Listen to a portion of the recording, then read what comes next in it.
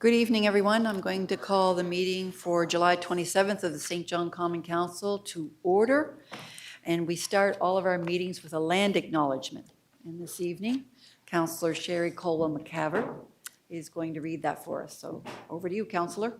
I'm on? You're on. All right. The city of St. John, also known as Mennequist, is situated on the traditional territory of the Wolastoqiyik. The Wolastoqiyik, along with their indigenous neighbors, the Mi'kmaq and the Beskodemakati, signed peace and friendship treaties with the British Crown in the 1700s that protected their rights to lands and resources. Let's take a moment to reflect on that.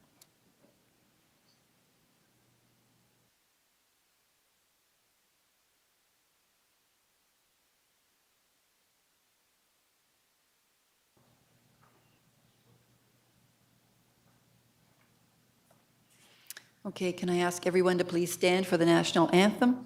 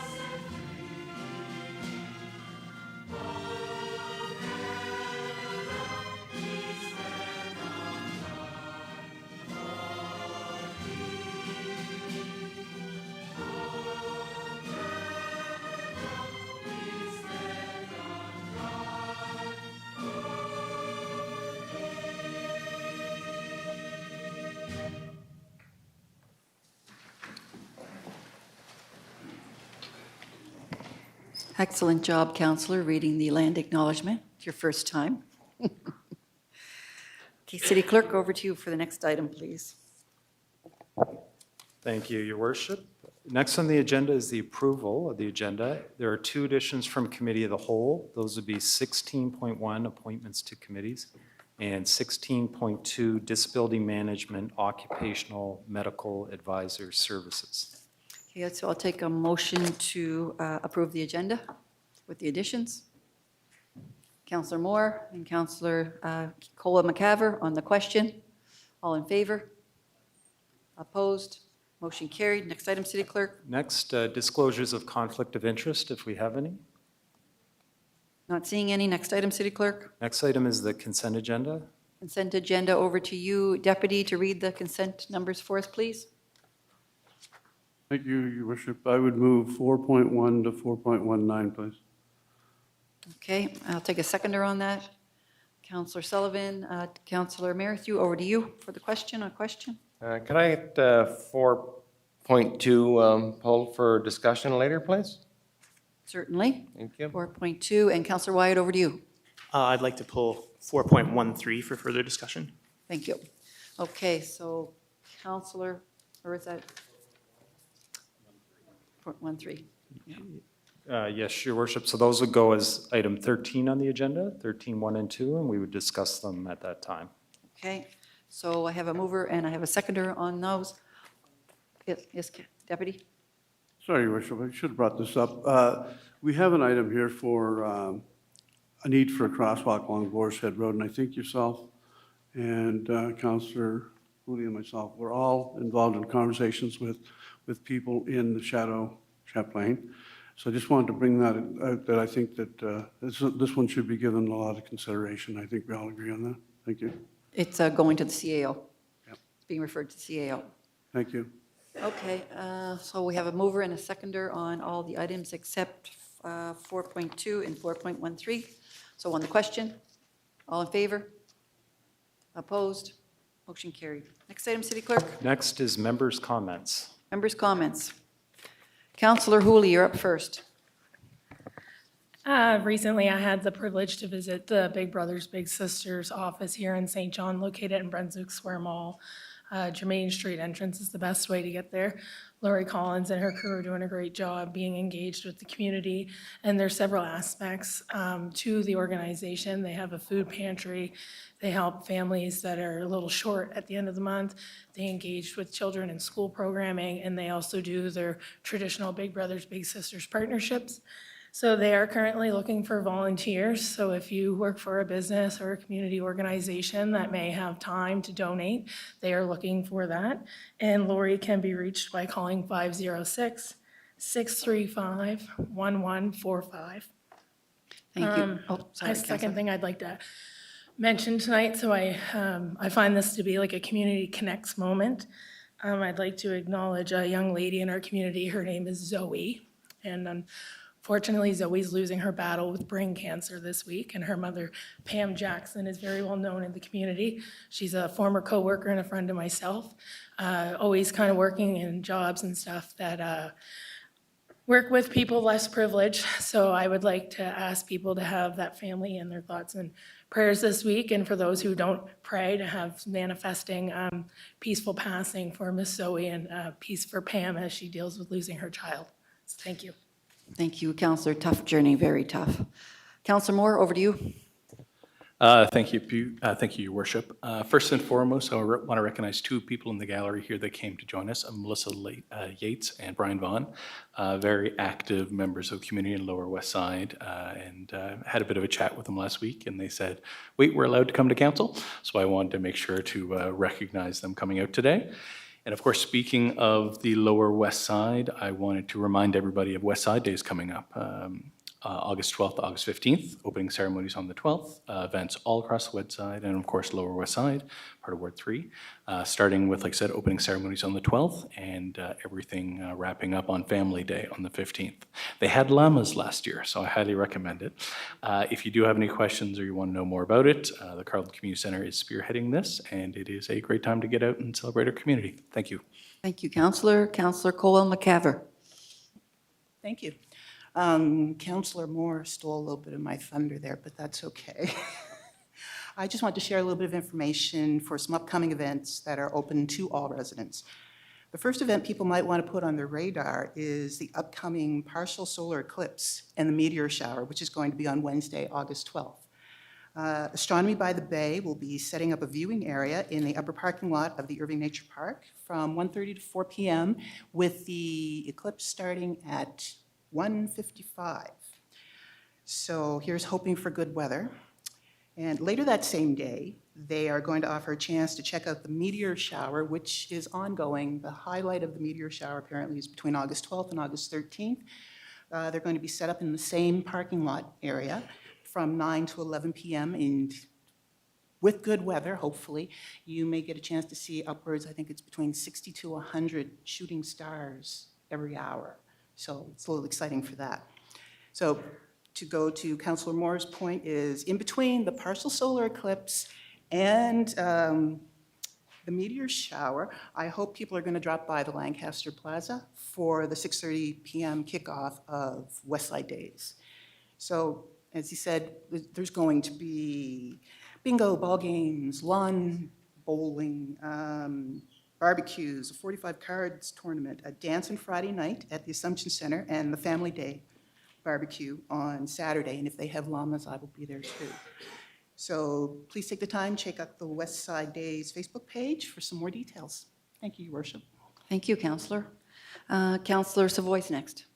Thank you, Your Worship. A couple quick points. One, I just wanted to remind everyone that the Pro Kids Fall 2026 applications are open. I know it's a program that we're all very proud of here at the city, so hopefully, and gets lots of support from the community. I think recreation opportunities for children and youth are really, really important to keep them busy and active so they stay out of trouble. So just wanted to get that message out there for the community. The other one I wanted to highlight was this afternoon at noon, I joined the mayor, fellow councilors, deputy mayor, Deputy Mayor McKenzie, Councillor Dempsey, and Councillor Moore at a funding announcement for the Merit House in Waterloo Village area. And I just wanted to acknowledge, and our MP was there, and MLA David Hickey, Minister for Housing, $3.4 million in federal funding for supportive housing. I had an opportunity to tour the Merit House and talk to staff, and it's just great to see that we're working, continue to work together to get more housing built for St. Johners who need that extra supported housing. So it's a great announcement for St. John and great for the people who need that help. Thank you, Councillor. That was a great announcement. Councillor Merrithew, over to you. Thank you, Your Worship. Your Worship, I'm going to plagiarize something that I read on social media by former Councillor Lowe, who thanked, and I thought it needed to be said here as well, who thanked contractors and city employees both for the work that was done in the Canes Corner, Westmoreland Road, Bayside Drive, Loch Lomond Road intersections, that was all done during the evenings and overnight and went tremendously smooth. So my hat's off for former Councillor Lowe, Jerry, for saying it in the first place, and I thought I'd bring it to council. Thank you. Thank you, Councillor. It's always nice to hear those words. We get a lot of criticism for that. And even overnight work, people don't like it, but it speeds things up. So thanks for bringing that. Councillor Norton? Thank you, Your Worship. We only had to get rid of Councillor Lowe to get that work done overnight instead of during daytime travel hours. Also, thank you to all the residents of the Woodville Road area. Just not Woodville Road, but that entire area, that community, for meeting with not only myself, but I know Councillor Caldwell McCaver was there as well. And we had our traffic engineers, Jill DeMerchant, Tim O'Reilly, along with Sergeant Mark Hussey and Constable Phil Marr was there as well, as it relates to some of the activities in that area. Not only traffic calming, but some other undesirable activity that's going on. I guess I was left with the point that a community's only as good, or a neighborhood's only as good as those that are willing to participate in the solutions that were there. And so I would say that we're already off to a good start with bylaw enforcement, visiting the area as it relates to some infractions and some other things. So thank you, those residents, for taking a busy time, and I see some of them here this evening, for taking time out of their busy schedules to meet with us, share their ideas, their frustrations, and possible solutions, and continuing the dialogue. So thank you very much to those residents. Thank you, Your Worship. Thank you, Councillor. Councillor Wyatt? I wanted to extend my congratulations to the Fierté St. John Fundy Pride Group, including our own Eric Savoy, one of the co-chairs of the board there. They threw a fantastic week of events for all ages and for all people. It would be nice to believe that we don't need to highlight things like pride anymore. But the commentary that I received on a picture of my smiling children with me waving some rainbow flags made it very clear that we're not there yet. So it's really important to support these events in our community. They did a fantastic job. I'm already looking forward to next year. So thank you to the Pride Society, the Fierté St. John Fundy Pride Group, Chroma NB, and everybody else who made that event go off. It was fantastic. Can't wait for next year. Thank you. Well said, Councillor. Councillor Dempsey, over to you. Thank you, Your Worship. I just want to bring a little light, if you will, to the air show that's coming to St. John, New Brunswick. The air show has been held in New Brunswick before, but this will be the first time that it will be held in St. John, New Brunswick, and it will be on the 29th and the 30th of August. And what's really special about this one, the Snowbirds will be performing at this event, and in all likelihood, it will be their last show for the next 5 years, taking into account that they will be decommissioned while we await the replacement for that particular squadron. Thank you. Thank you, Councillor. That's important because that will be quite the show. It will. Councillor Sullivan? Thanks, Your Worship. I just want to pile on Councillor Wyatt's talking about Pride and the Pride festivities, really to congratulate the staff from the City of St. John who were there as well.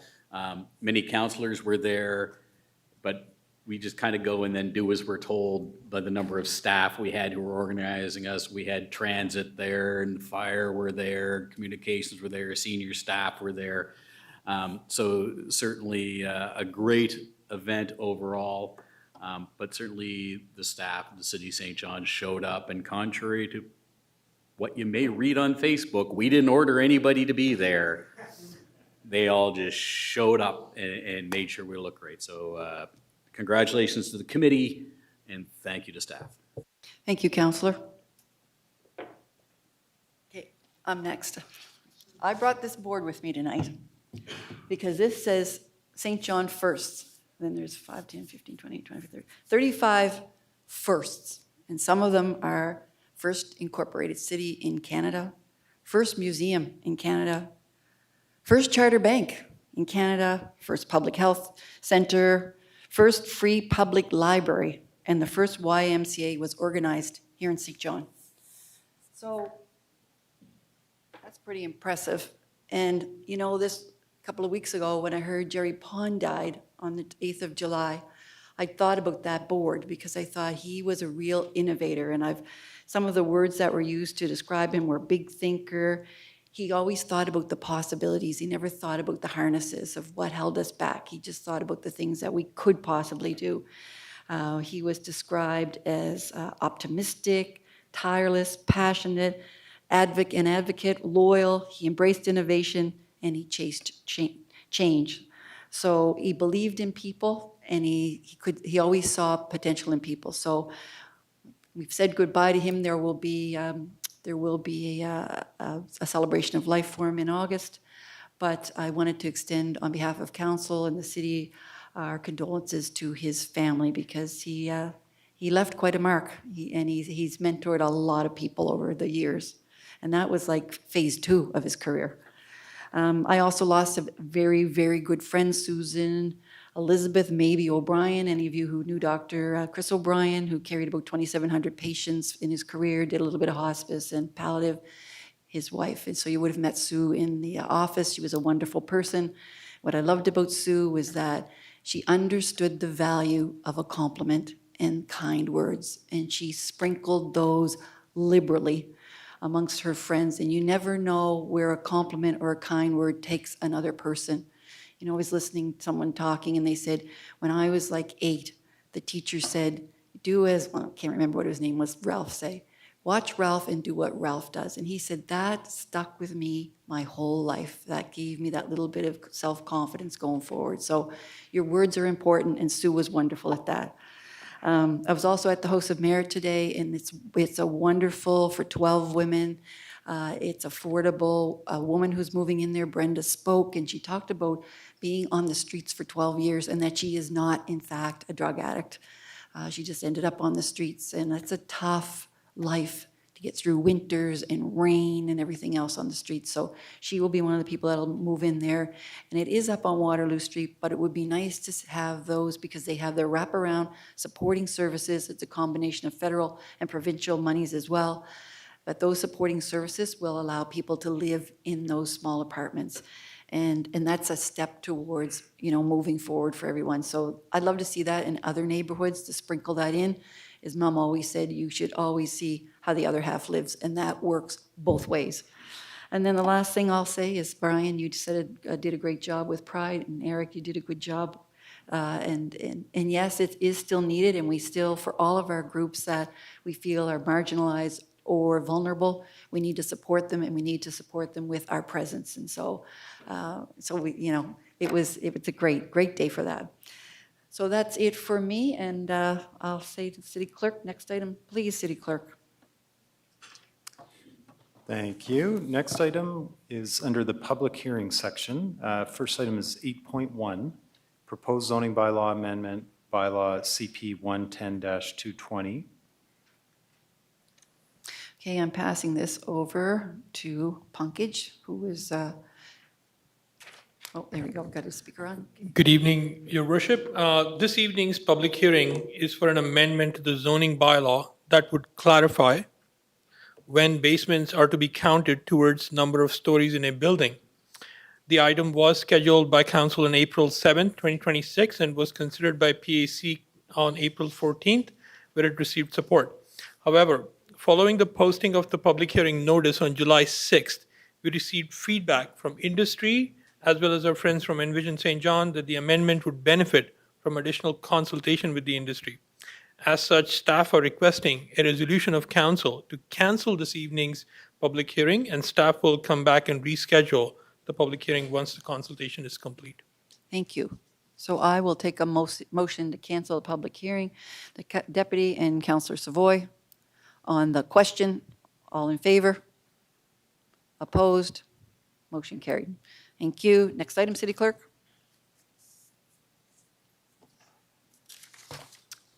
And the next public hearing is item 8.2. This is a proposed rezoning and public street vesting with PAC report and staff presentation for 400 Lowell-459 Woodville Road.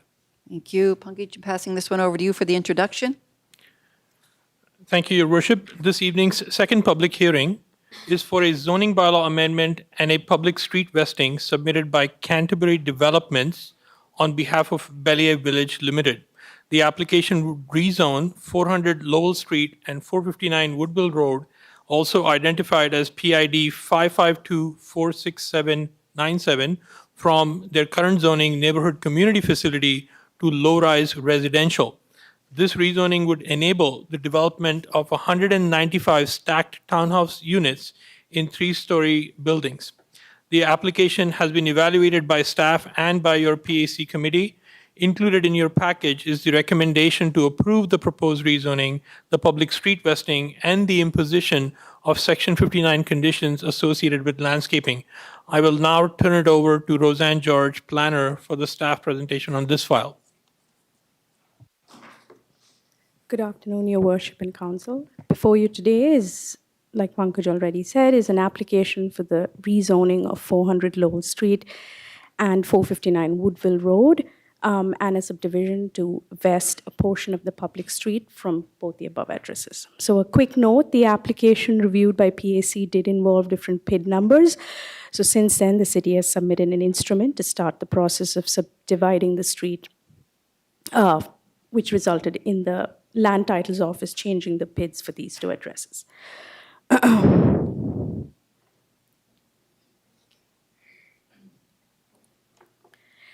The proposal before you is to allow a series of cluster townhouses. The applicant is proposing approximately 195 stacked townhouse-style dwelling accessed from City Line and Lowell Street and situated on the former Bellier Arena site.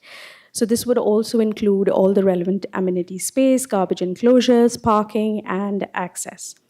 So to achieve this development, the applicant is requesting to rezone 400 Lowell Street, this particular subject site, from Neighborhood Community Facility or CFN to low-rise residential or RL, which is the prevalent zone in the neighborhood. They are also vesting a portion of Lowell Street as a public street. This portion of the street is fully developed and used as a street, but was never really formally vested. The third part of the application was a request for 2 variances, but they were granted by PAC already. So the subject site is on the west side of the city in the Bayshore area. This is an existing neighborhood that is zoned low-rise residential, like I just said, and includes a variety of low-density residential building typologies. The site was declared surplus in February 2024, and Common Council entered into an agreement to sell this property in October of 2024. The site is largely vacant except for the former arena, which requires demolition. The property itself has an area of approximately 3 hectares, 3.07 to be exact, and would be accessed off of 3 roads, the City Line, Lowell Street, and Woodville Road. The development has proposed walkways that would connect with the existing pedestrian network within the Bayshore neighborhood. Public transit is also available, which provides multiple stops throughout the west side and connects to the primary commercial center at Fairville and King Square Hub uptown.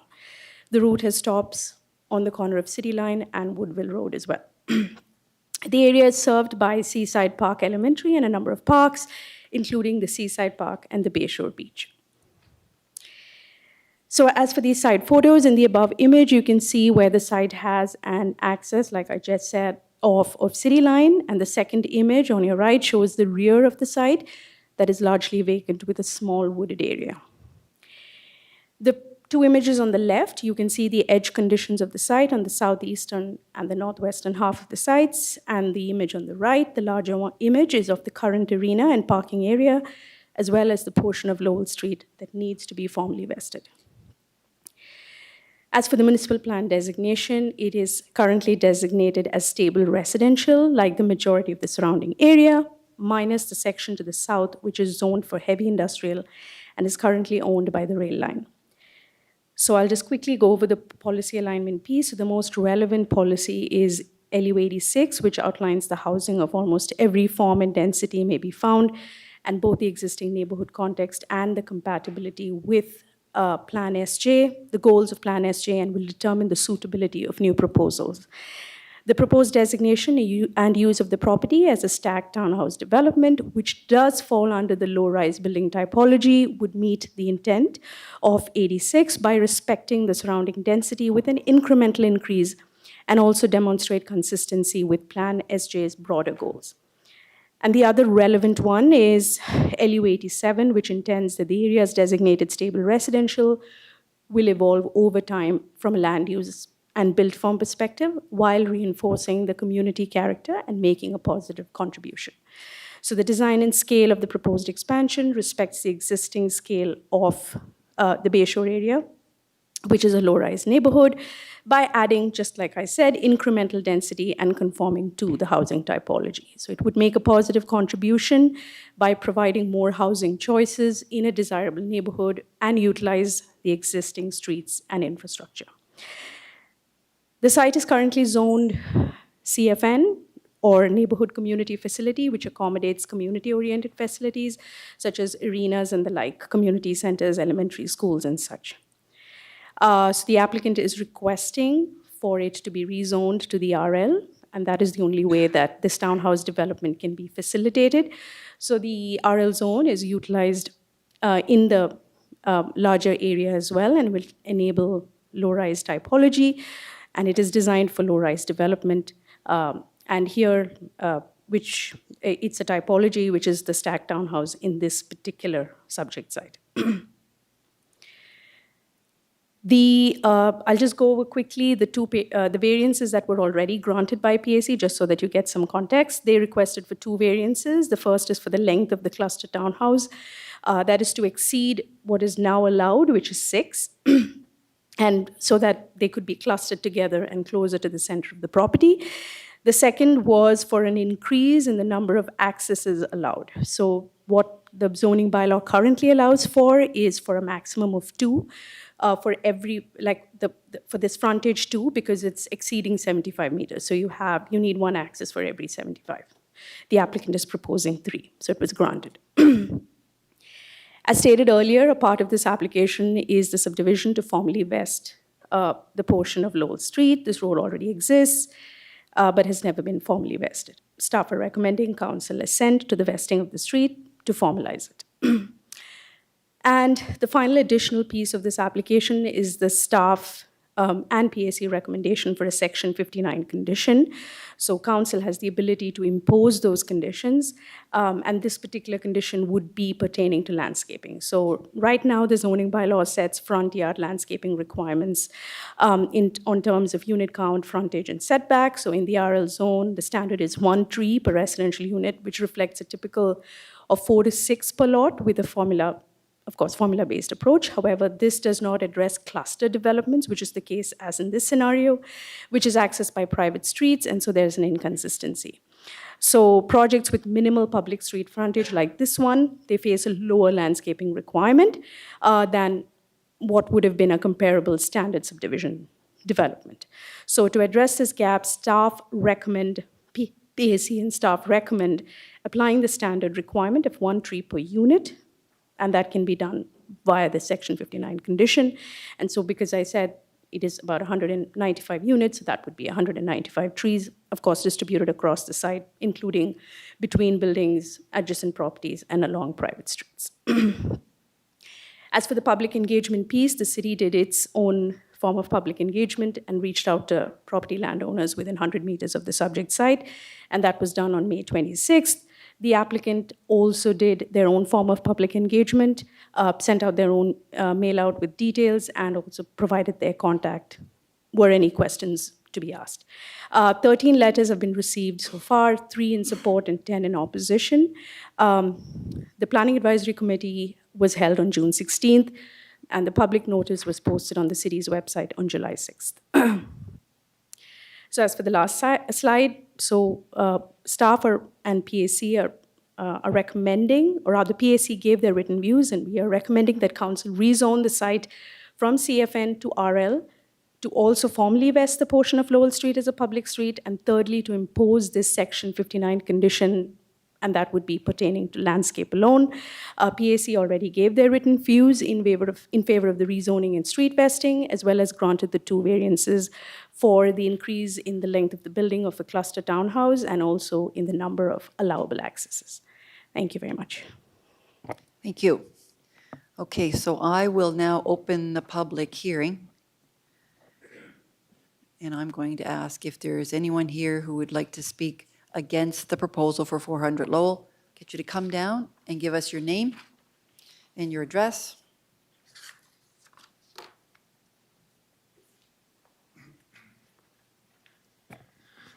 Thank you, Your Worship. Gerard McDonald, first-time resident, first-time person speaking at City Hall. I actually live on Queen Street, but I have family members that live right beside where they're proposing this entranceway. We already have another development that's going on with that school. And honestly, like, I can't say that this is a good idea, especially going onto City Line itself. We have massive transport trucks coming through. You know what I mean? It's just going to add way too much congestion to the west side as it is. The Harbor Bridge, when they go under construction, it's a nightmare getting through other parts of the city. And even if you have to go through the roundabout that we don't even have yet at Sims Corner, it's like, you know what I mean? We're adding like another 200 people and their kids. So that's like 250, 300 people. I just don't see it happening. But you know what I mean? It's going to change the demographic of the whole neighborhood. And honestly, I know people that have been using that park for generations. They bring their kids there. I take my dog personally there. I even take my sister's dog. And turning it into something like that will probably not be fitting. There's got to be other places, especially where they're building that new hyper center or whatever the internet thing, hub. Center, yeah. Why don't they build something like that on the outskirts of town? That's my suggestion. Okay, thank you. Stop. Is there anyone else who would like to speak against the proposal? Come on down, either one of you, and give us your name and your address.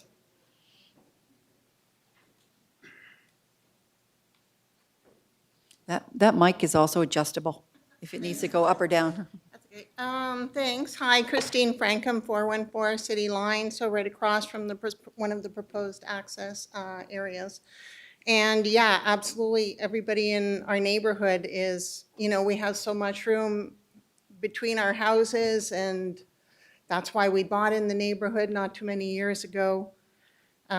We love our view. Just even opening a daycare on the corner opposite, very close to here, it's really increased the traffic a lot, just because, you know, of course, parents are dropping off kids and picking them up and whatnot. So we've already seen a huge difference in traffic in the neighborhood on account of that, and another 200 cars, another 300 or 400 people, and all of the garbage involved with that. That's going to be a lot of pickup. That's going to be a lot of obviously the construction noise and disruption to the neighborhood. I haven't counted exactly, but there's not more than 200 houses, individual dwelling houses in the Lower West Side, period. In a much greater area, this seems excessive to have 195 or even 150, even 100 in such a small space. So it does seem fair to the people who've already bought there and the people who already pay taxes and bought into the neighborhood they were expecting to have and enjoy. And suddenly it's forced in. So that's why, thank you. Any questions for anyone? Anyone have any questions? Okay, next person, you want to come down and give us your name and your address?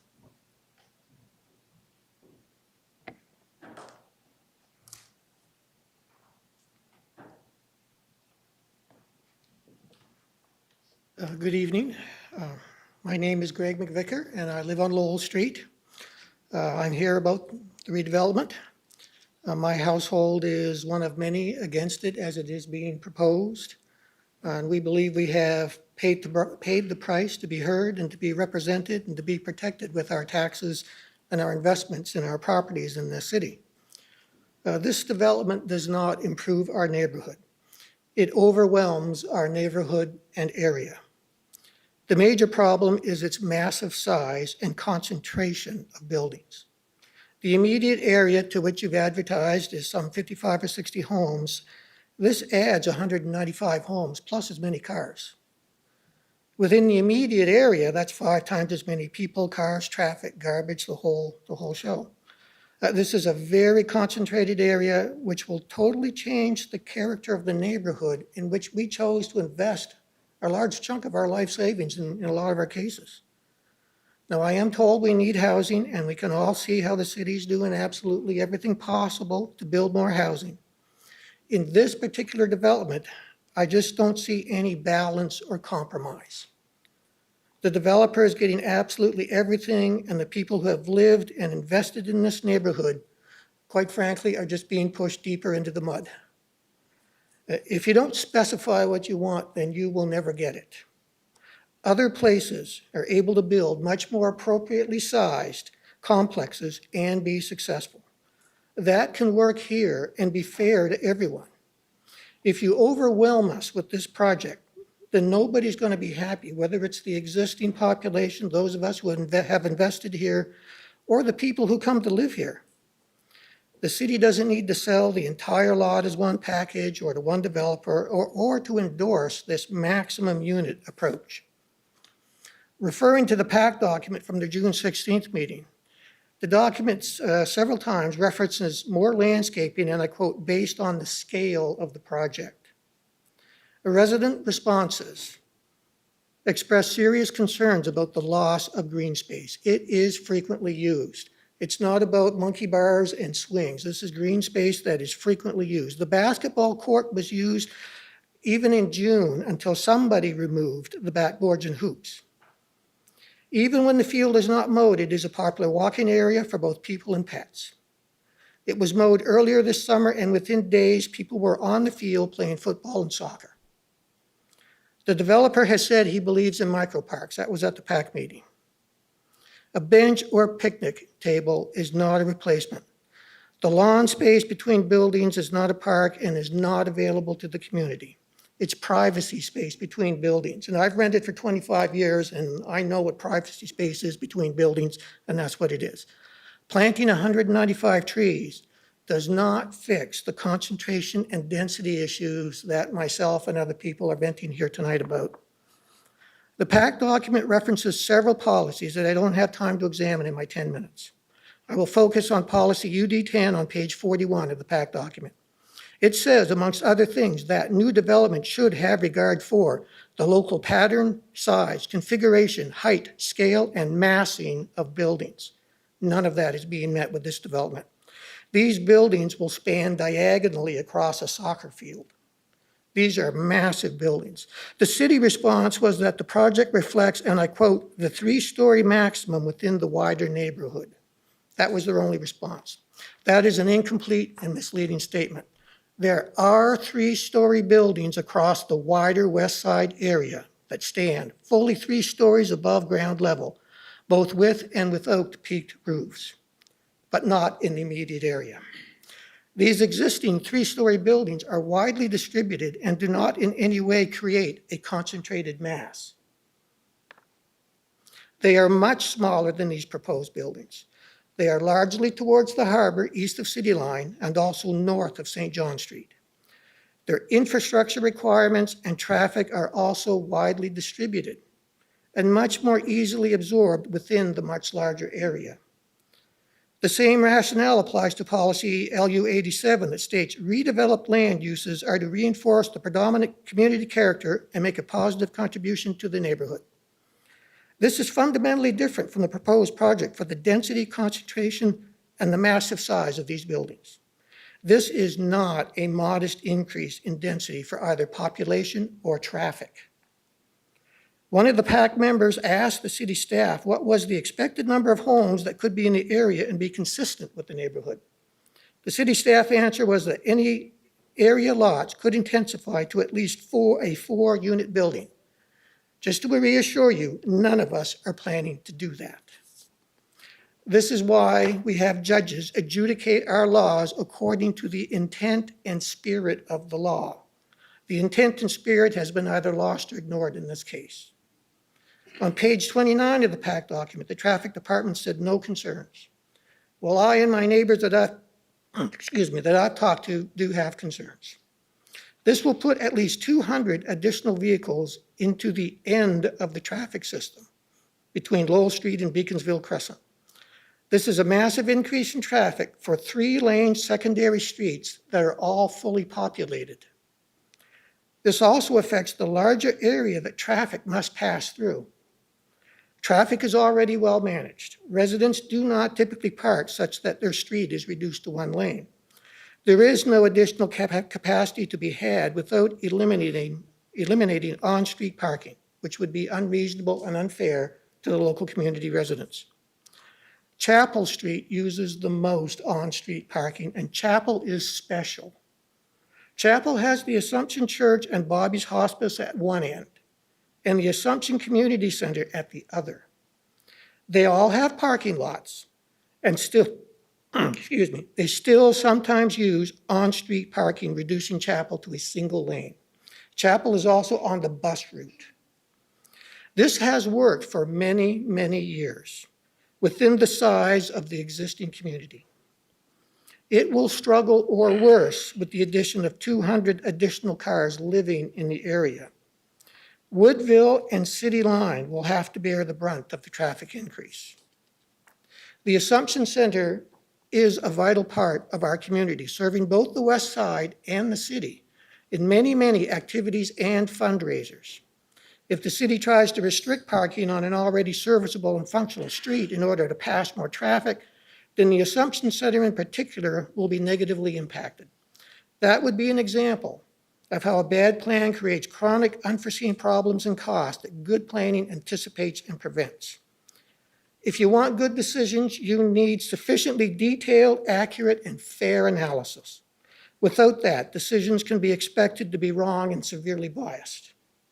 Once again, when I look at this, the developer is getting every possible advantage with no advocate for the existing tax-paying residents or the bylaws meant to protect the residents. I urge you to respect the wisdom of your predecessors who created the bylaws that are being so easily suspended. They worked to create workable and balanced criteria to respect all your citizens, both present and future. The intent of the law should not be so easily disregarded. The variances and deregulation that are being granted are specific to a snapshot in time, typically to one party's advantage. Time creates change. Different people get involved with different objectives and new requirements. Good plans leave enough flexibility to accommodate change, and there is no flexibility, no room for error in this project. I would ask the city to be more focused on the end results, the living conditions being created as the years accumulate. People are more important than ideology or blind adherence to a strategy. People don't want to live in congested or overcrowded neighborhoods. People do not want to come home from work and not know where or if they will be able to park their most expensive possession. People quickly learn the neighborhoods where they would live and those where they do not want to live. This 195-unit project is too large and too concentrated for this specific plot of land in the west side. Now, I have been told this is a done deal. Even my 2 ward councilors would not deny that at meetings. I sincerely hope that is not the case. So my one question from my presentation is the city locked into this deal or not? Do we have an answer? Yeah, we do. We're here to hear from the public, and then we're here to make a decision. Are we locked into the deal? We're here to make a decision. This team will make your decision, make the decision. This team comes to hear, and we've asked for a public hearing, and so we have it. That's why you're here tonight, is for us to hear from the residents. Well, I can see where there might be a lot of pressure to pass this. There's no pressure. We have what we have in our kit. Well, We're listening to you for those Pressure compelling or- reasons. Pressure or not, that doesn't change that this project is a bad idea for the area, just because of its concentration and density. You can find a better solution.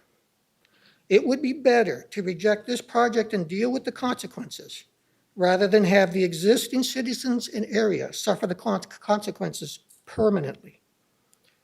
I view our elected officials as being there to listen, to represent, and to protect their fellow citizens. And I urge you to rely upon those fundamental principles and reject something that is clearly contrary to the type of city with a big heart that you strive to create. Thank you for your time and attention. Thank you, Mr. McVicker. Is there anyone else who would like to speak against the project? Come on down and give us your name and your address, please. My name's Henriette Hull. Some of you know me.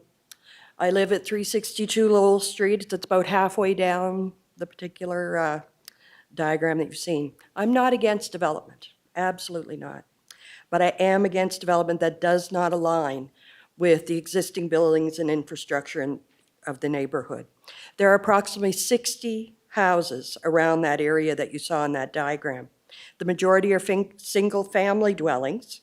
There's a few two-family, there's a six-family, a 10 to 12 unit building. All of those buildings, they're not 3-story, they're 2.5-story. Half of it is buried underground.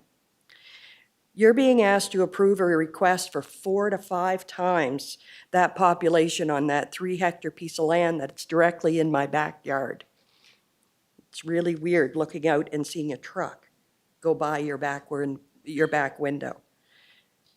That's between 400 and 500 people that we're talking about. That's over 200 vehicles. That's a lot for a very small. There's a difference between what can be done. That's the mathematical density equation that staff presented at the PAC meeting, stating that the density is suitable for the size of land. That does not consider the character of our mature neighborhood. We're not a mathematical equation. What can be done and what should be done are two entirely different things. Someone made rules at somewhere of what was to be permitted. There were bylaws and policies in place that determine what is to be permitted. Trust the experience of the previous governances that made the original rules. Those rules were there to protect us. Quoting your PAC document, page 30, take a look. Under alternatives and other considerations, it says no other alternatives were considered. Black and white, it's written there. This underscores the lack of planning and the representation of the existing residences. Maybe less units, whatever that means. I'm not against development. Just don't overwhelm us with something that makes no sense whatsoever. Look at the Carlton Kirk on the west side, the apartments that are there. Why can't we have something like that? Wouldn't that fill the requirement? Like just some other kind of, think of something else, not 195. What are you trying to do? Squeeze every cent out of the land? Sounds like a good opportunity to do it. You have to regard the existing citizens. We've paid a lot of money to be able to sit there. This is, in the planning phase, it's your one kick at the can, one opportunity to do the right thing. Think about the money that's currently there. Do the math. If you think 50 to 60 homes, that's over $10 million right there. That's not chump change. 50 or 60 yearly tax bills you're receiving. Okay, that's real money into their economy. You know how many driveways I've gone by? They've paved their driveways just in my local area. That's all money back into the economy. And those traffic concerns that Greg was just talking about, that's real. The complex is going to affect more than our immediate area. It's going to affect everything right to the bridge. It's going to be driving traffic into Lower West and into Fundy Heights. So all through those 2 school zones that we have, it's going to be driving cars. And we're not talking about a few cars. We're talking hundreds of cars. Do the other West Siders know about this? Those that live? What is their opportunity? Do they have an opportunity? Do they know that 200 more vehicles could be landing in their yard. Education. I spoke to about half of the 60 homes in the immediate area. I actually walked around with a piece of paper that I made. Actually, I sent it to all you guys. And about half of the ones I spoke to didn't know about it, didn't know enough about it to make a decision. So how do these people become involved? I'm truly grateful. When I sent out the message, I sent a challenge to you, and I asked, go and take a physical look. Look at what we're doing.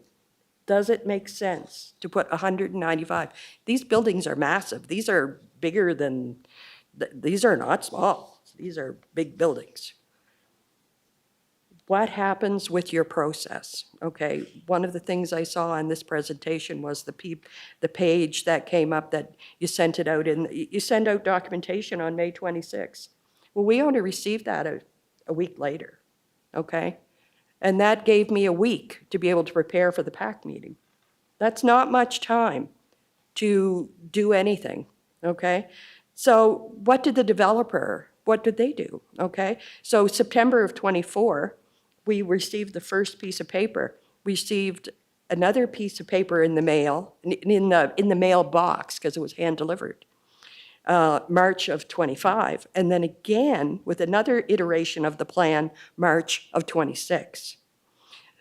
The first communication from the city was the first week of June, okay, of '26.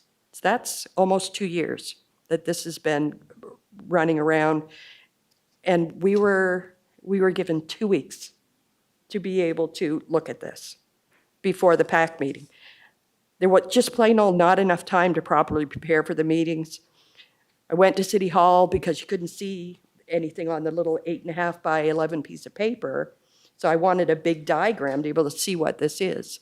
So that was wonderful. I had great service from the office. But unfortunately, the result of that was that 2 families showed up at the PAC meeting to be able to express our concern about this particular item. Found out later that people were told that they weren't allowed to talk at that meeting, so they didn't come, okay? So that sucks, because we would have had more people here at the PAC meeting. If we would have known, we probably could have done it. So the process in place doesn't quite fit. The PAC document on page 28 says the initial development must be focused on the western side of Woodville Road, over by the arena. The developer wants to start on the eastern side. So it's very late in the game to have this much confusion around what's actually being asked, what's being asked of everyone. Who are we to believe?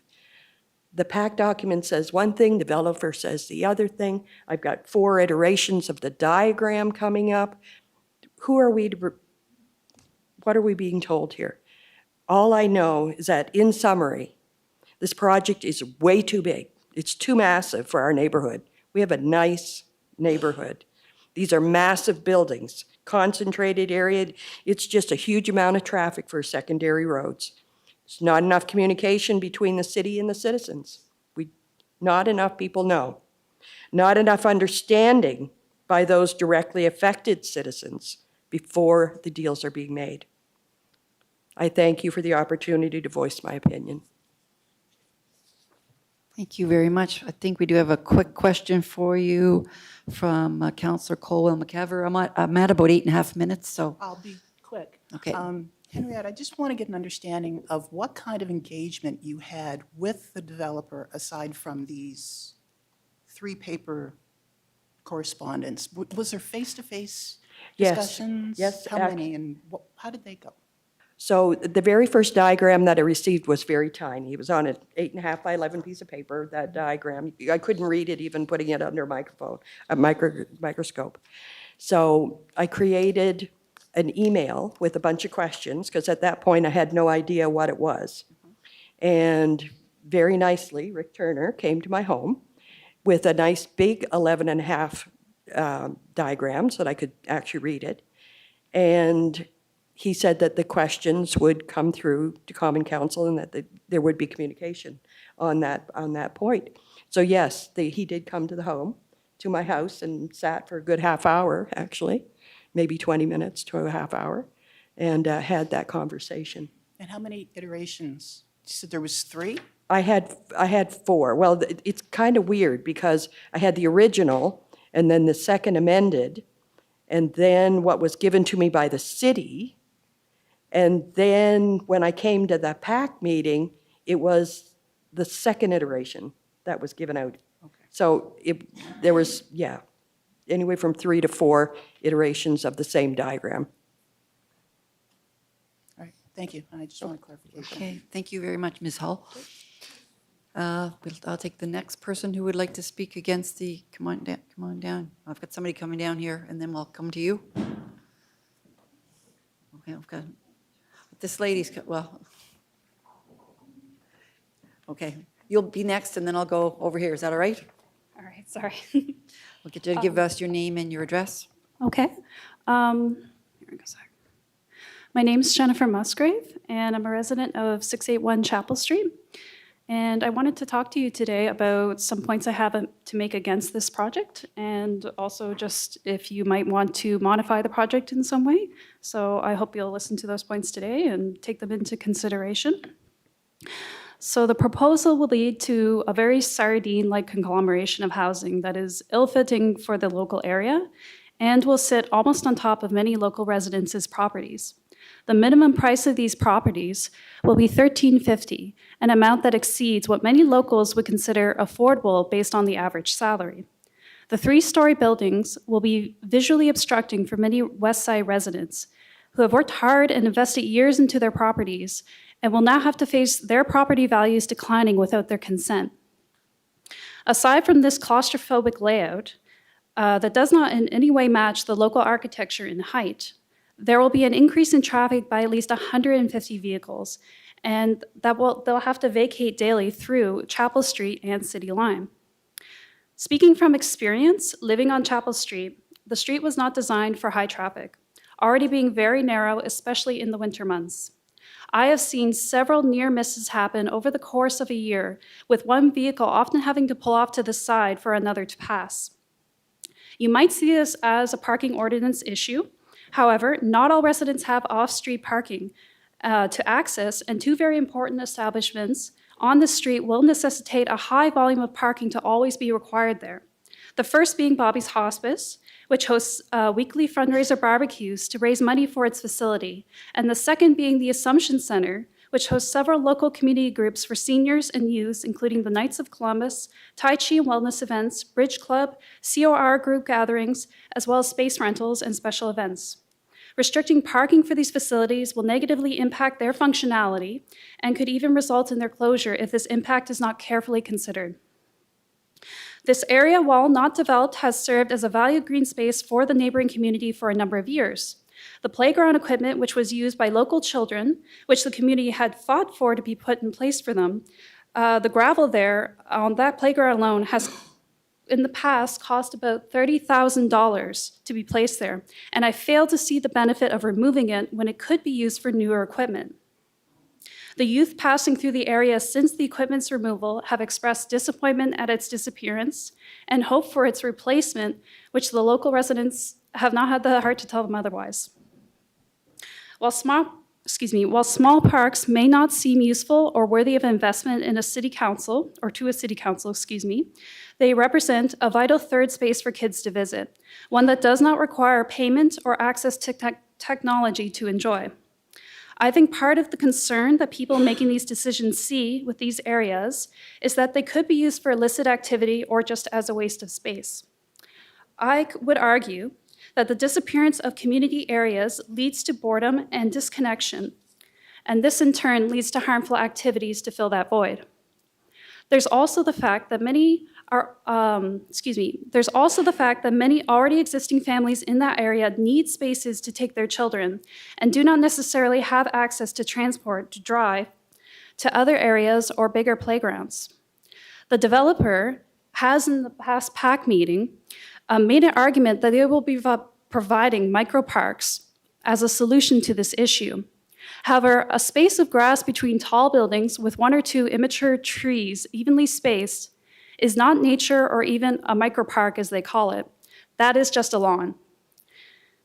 It doesn't provide the feeling of calm and security that is a true natural space can. Not just for people to meet with others, but for single individuals to find solace and quiet from their busy lives. That is the benefit of nature that people really need right now. Aside from alleviating boredom, there are ecological functions to the area, especially towards the back end near city line.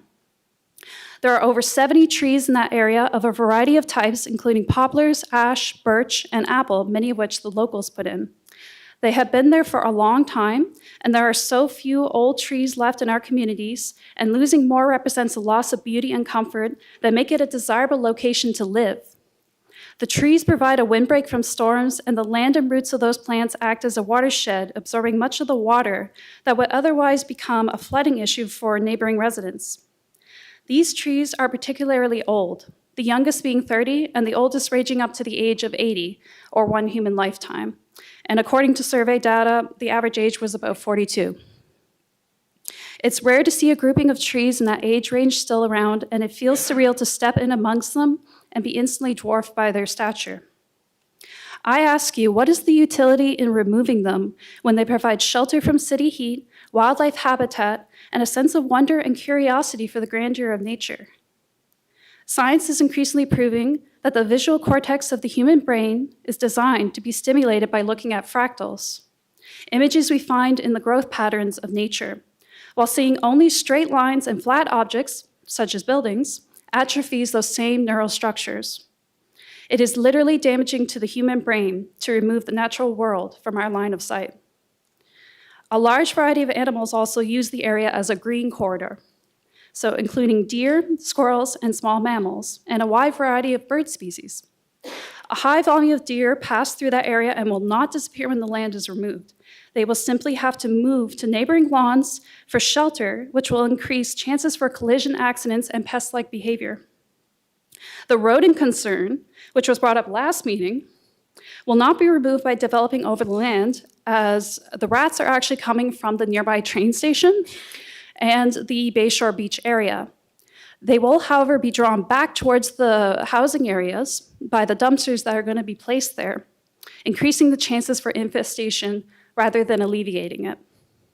I propose that the type of housing be changed to something less impactful, such as one-story housing, and/or the number of units being reduced to a more reasonable number that will allow for at least the tree-covered area to be preserved.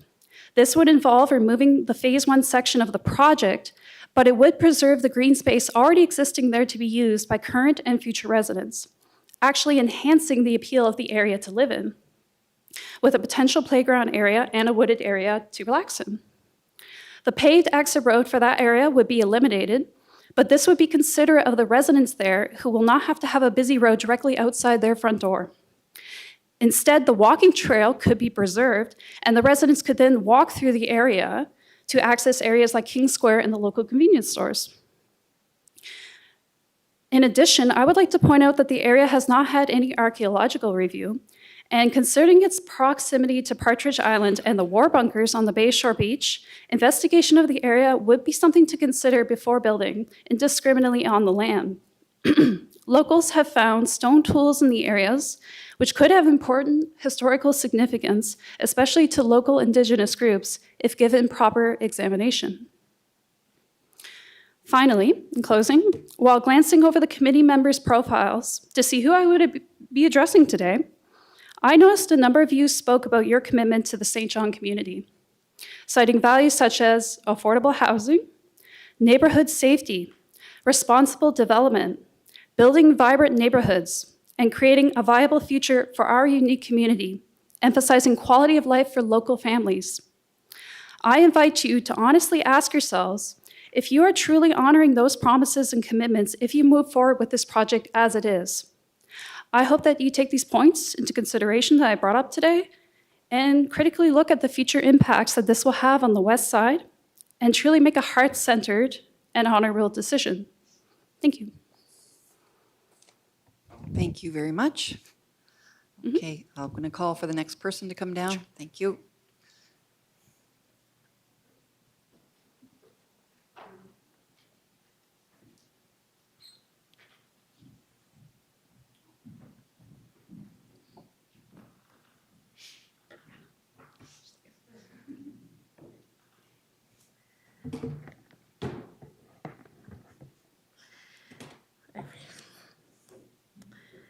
Good evening, Mayor Reardon and members of the council. My name is Natalie. I live at City Line Street. I'm here tonight to voice my concern about the loss of green space and parkland in our neighborhood. Our community is already dealing with limited recreation space, increase in traffic, crime, and ongoing safety concerns. Adding a large residential development will bring more vehicles, more congestions, greater demand for parking, and additional pressure on an area that's already struggling. My concern is that these existing issues will only become more challengeable for families who already call this neighborhood home. As a parent, I don't feel my child has enough safe place to play with in our neighborhood. The field and small parks that are being taken away weren't just empty pieces of land. There were places where our children could run, ride their bikes, kick a soccer ball, play basketball, play tag with, and where families could gather without having to leave their neighborhood. These small green spaces give our children somewhere safe to be active and give neighborhood a chance to connect with one another.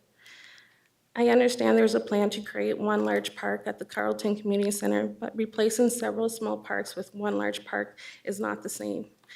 Neighborhood parks within walking distance are part of everyday life. They encourage children to spend time outdoors, reduce the need to drive, and create stronger, healthier communities.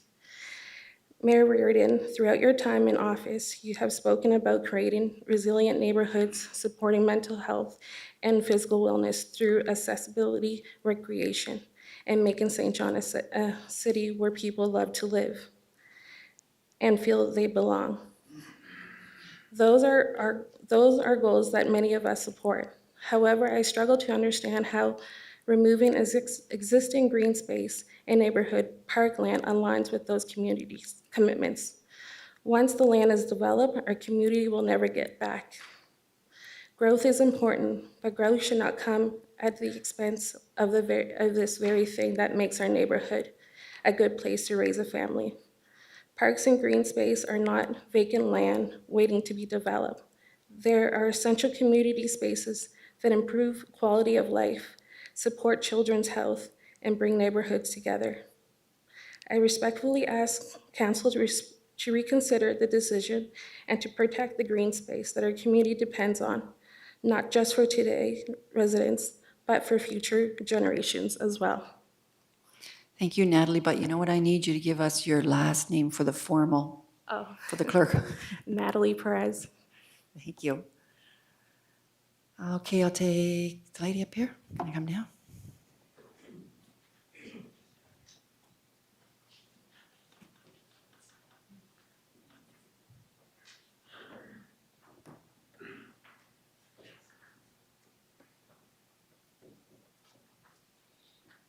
I'll get you to give us your name and your address over there. Linda Adams.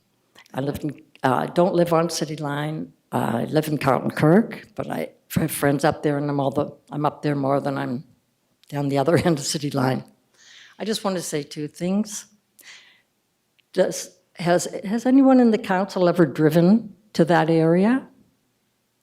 Where it's one city block, not uptown, the hub of the city. This is one city block that, I don't know, it just doesn't make sense to me. But I just like, if you haven't driven there, just drive around and just see if that makes sense. Thank you. Thank you, Linda. Okay, I'll ask again if there's anyone here who'd like to speak against the proposal. Okay, we've got a few more people. Who wants to come down first? You got a lady here in the front. You coming down first? Okay.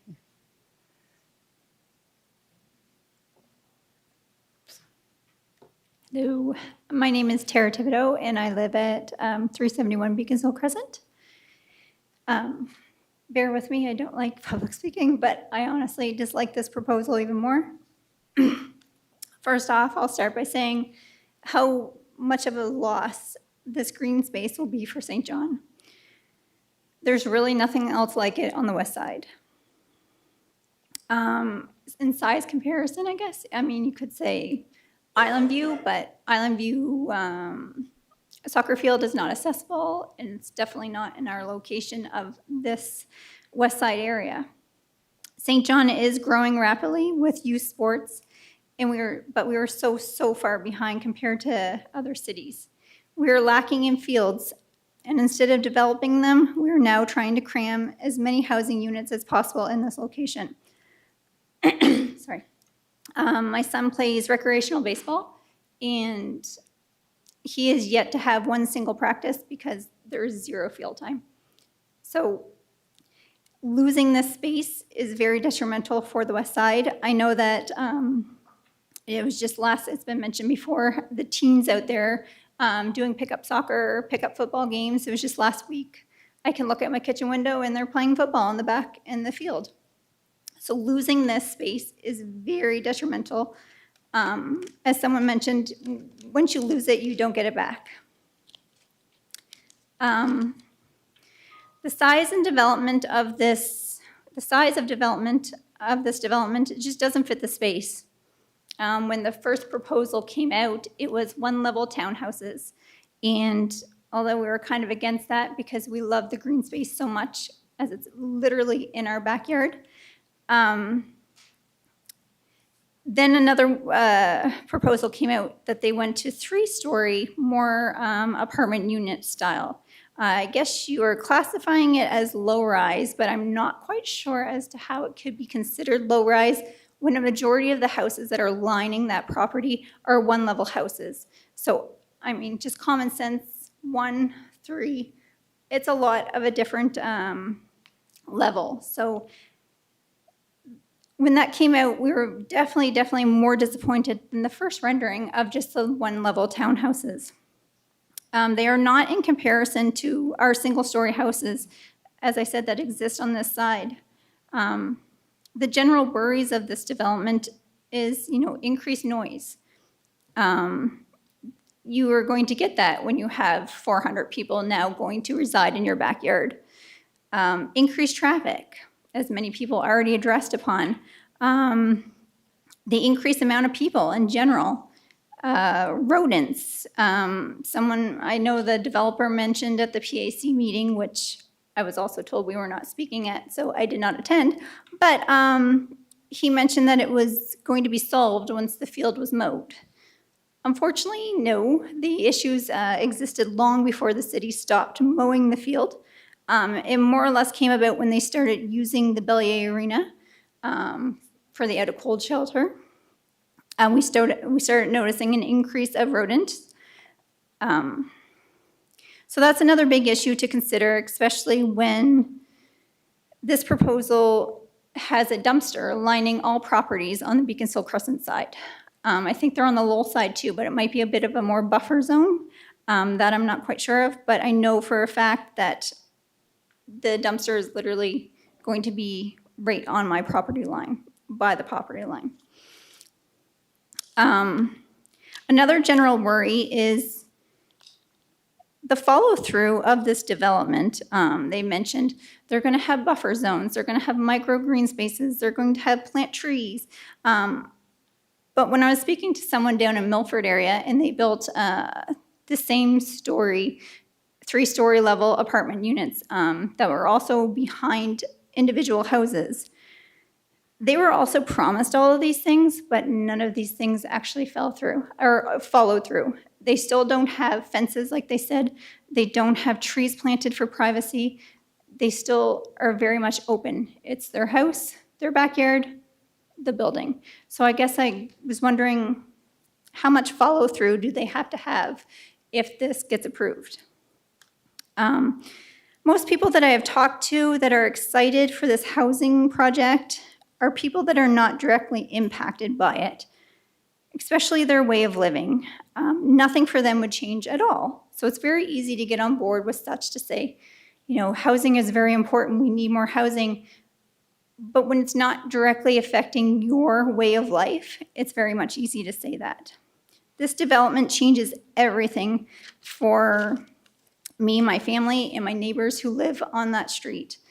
It would be the same with Lowell Street as well. Everything that has kept me here for 15 years, I mean, I grew up on Beaconsfield Avenue, and I now live on the Crescent. So I've literally been here my whole life. Everything that we stayed in this area for will be kind of lost. That is a sense of community, privacy, quietness. So quiet that I can honestly hear the waves in my yard. People may think it's kind of frivolous of me to say this is why I'm against housing, but it's really not when you've had this for your whole life. I asked you guys to maybe think of your property, maybe the handful of things that you love about your property, and then suddenly that being gone. I know that I, for one, very much enjoy this area for the quietness. I love that I can walk out into my backyard. As I said, hear the waves, but also I won't be walking out into my backyard seeing a building towering over my house. Our backyard would lose all privacy. And this definitely changes the way of living.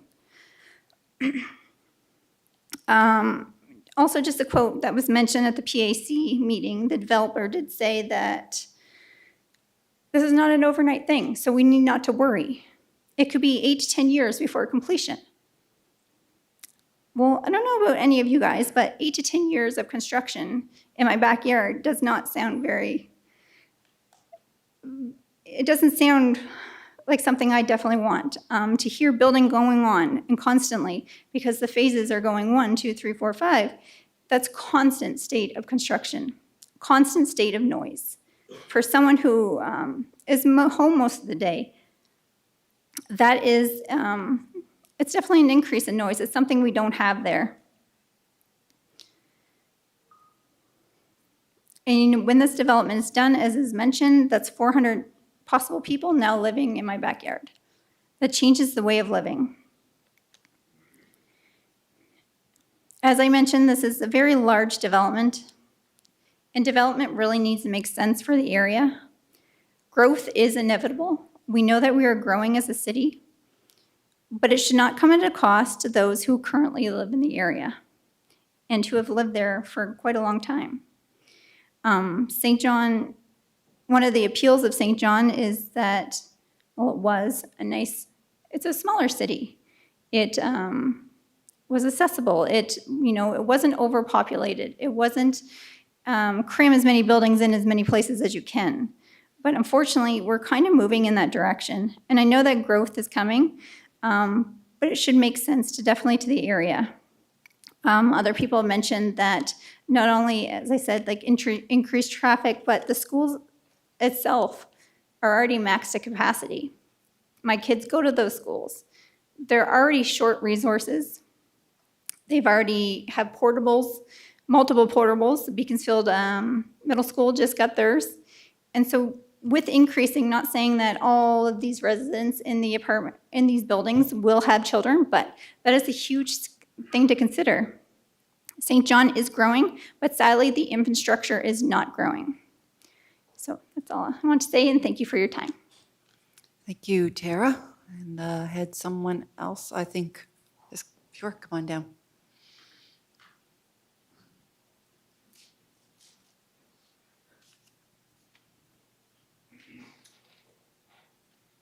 I'll get you to give us your name and your address, please. Yes, thank you. My name is John Frankham. I live at 414 City Line. We are considered, as one of the previous speakers mentioned, we all walk our dogs at the green space. Our kids like to use it too. My wife and I, our youngest daughter is still at home with us. She has Down syndrome, and it's going to be difficult for her to walk all the way down to Carlton to the splash pad, which she loves. But and the concern also is the massive increase, a big increase in traffic. I'm concerned about that for kids are on the street, they like to play in the green spaces, and so we already have the 18-wheelers coming up the road from the Digby Ferry, so it's, yeah, it'll be a lot more. Anyway, thank you. Sorry, thank you. All right, I think I had another person who wanted to, yeah, come on down, wanted to speak against the proposal.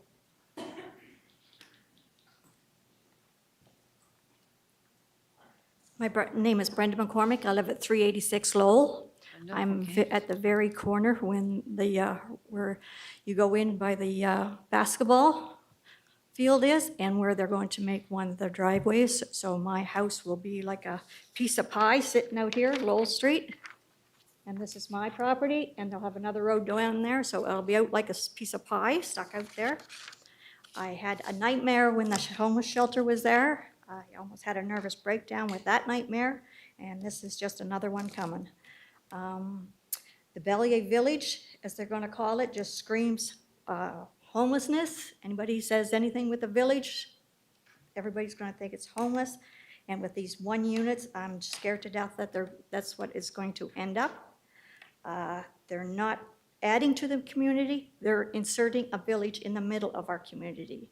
We have all families, dwellings, and we have a couple small apartments around the area, but nothing this dramatic.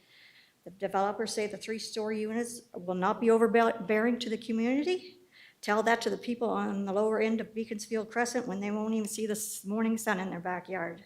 These are not, these 3-story buildings anywhere in the, there are no 3-story buildings anywhere in the neighborhood, and to put up such monsters of row rentals, mostly 1 bedrooms, some low-income units will destroy our community completely. The talk about green space, you could put 200 trees there, but all we're gonna see is 3 stories up. I'm not gonna see a tree, I'm gonna be seeing 3 stories up. By the time those trees grow up, I'll be pushing up daisies myself, so I'm not worried about 200 trees or 20 trees or 5 trees. The amount of noise and traffic in this area will have a huge impact on us as well. The dumpsters attract rodents, and lack of pride from rental units versus homeowners will impact the neighborhood as well. I live down the street, and I love the area so well. We moved up 5 doors. I put 44 new windows and doors, new siding, new insulation. I got it inside, put new wiring, new decks and everything, and made this house beautiful. I had a beautiful yard.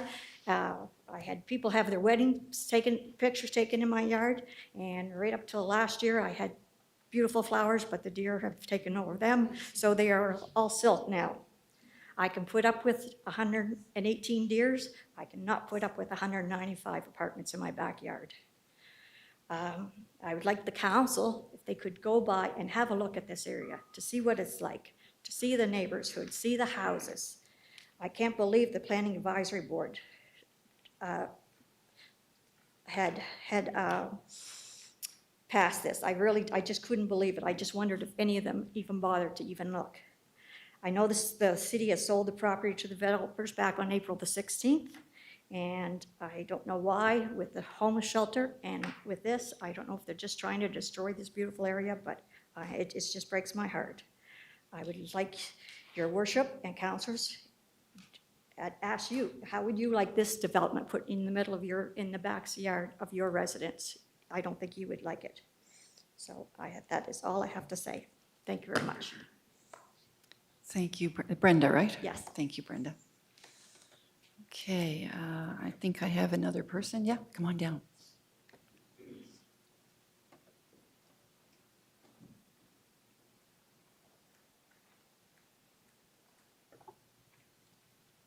Hi, my name is, excuse me, I do not like to speak in public either. My name is Tara Harris. I live at 347 Beaconsfield Crescent. I have wrote all of you an email.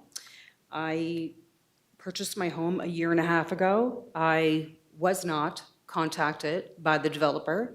I was not told when I purchased my home. I purchased my home January 5th of 2025. I received information from fellow neighbors.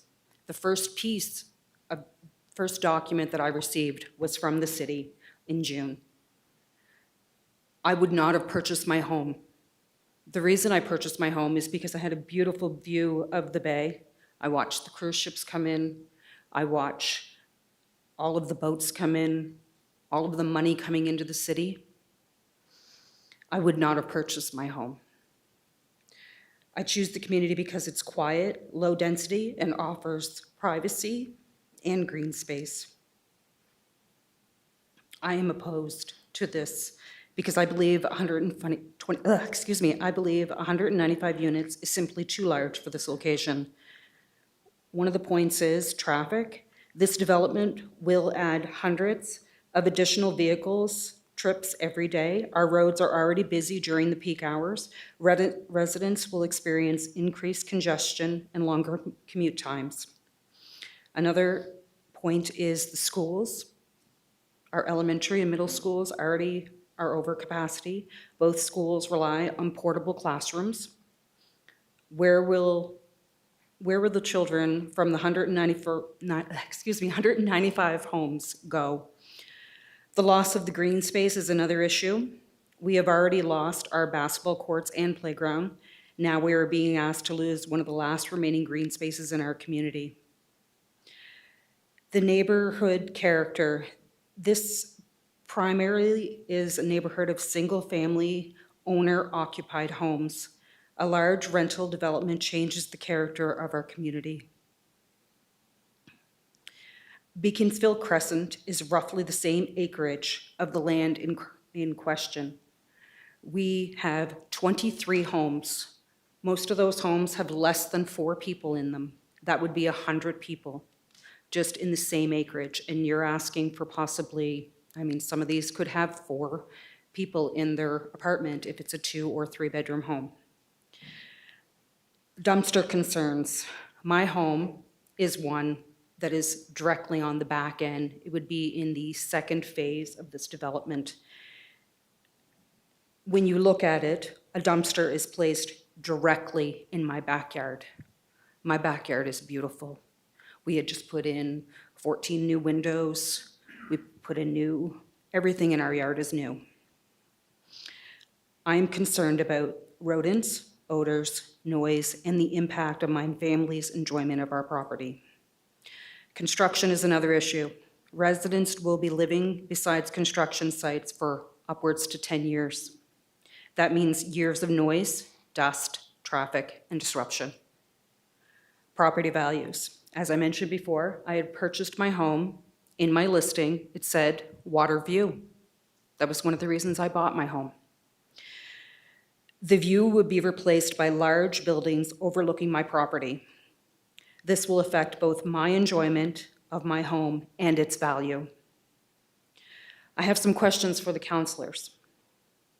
Is this the right location for the development of this size? Just because the project meets zoning requirements, does it make it right for the project of this neighborhood? Have the impacts of the traffic, school, green space, and existing residents truly been considered? Is there a better location where the development of this scale would have less impact? My closing statement, I understand that our city needs housing, and I support responsible growth. However, growth must be balanced with protecting communities that already exist. I respectfully ask Council to reject this proposal or require significant changes to reduce its impact on the people who already call this neighborhood home. Thank you.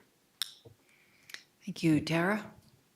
I'll ask again if there's anyone here who'd like to speak against the proposal for 400 Lowell. Come on down, give us your name and your address.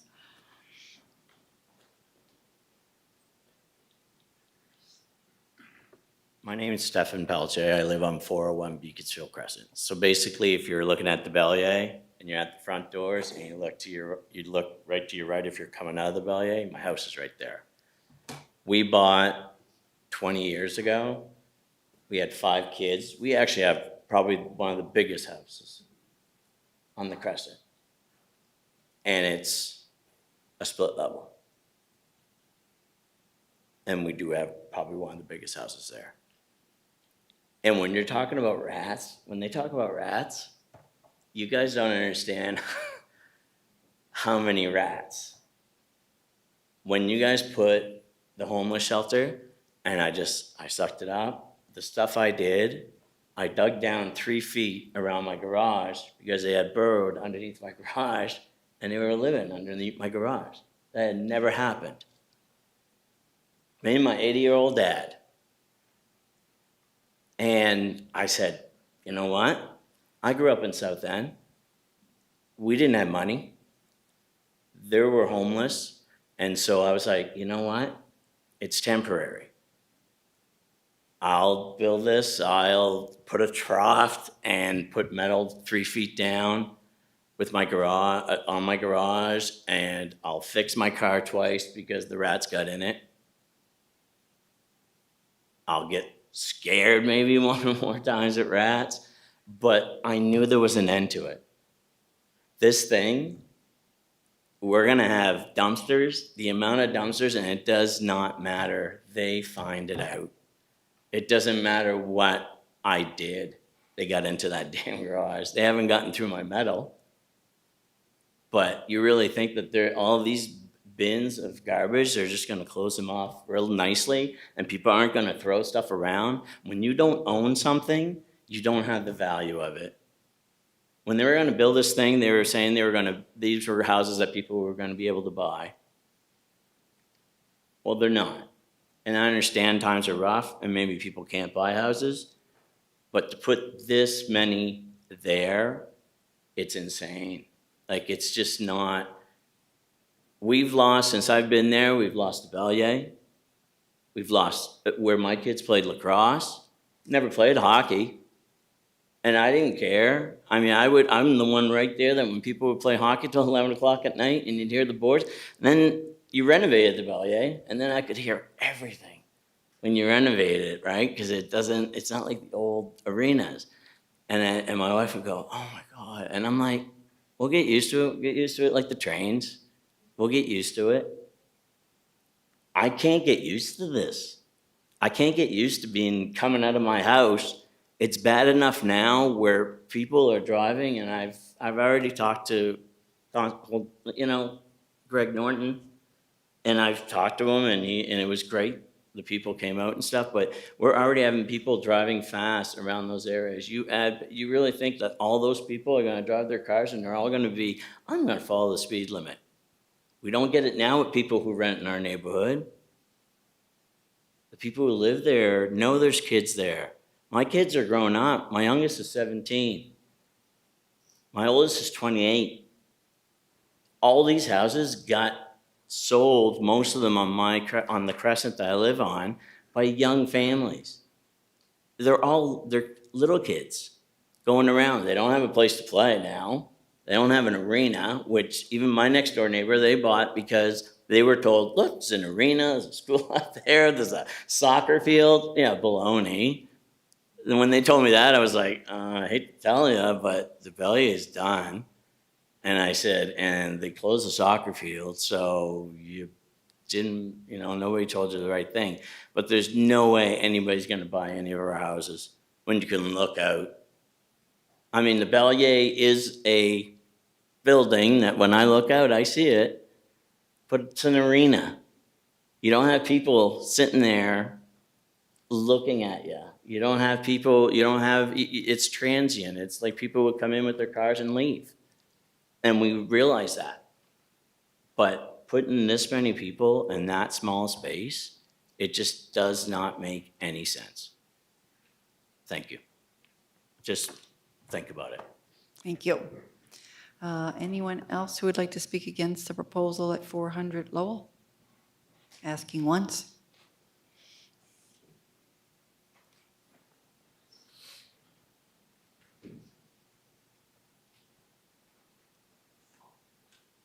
Hi, my name is Sue Kerwin, and I live at 421 Beaconsfield. I live right next door to Stefan. And all the issues he has, we have. Rats, when COVID was on and you decided that was a proper place to put people being treated for COVID, the homeless, You dumped that in our neighborhood without any consideration to the residents in the neighborhood.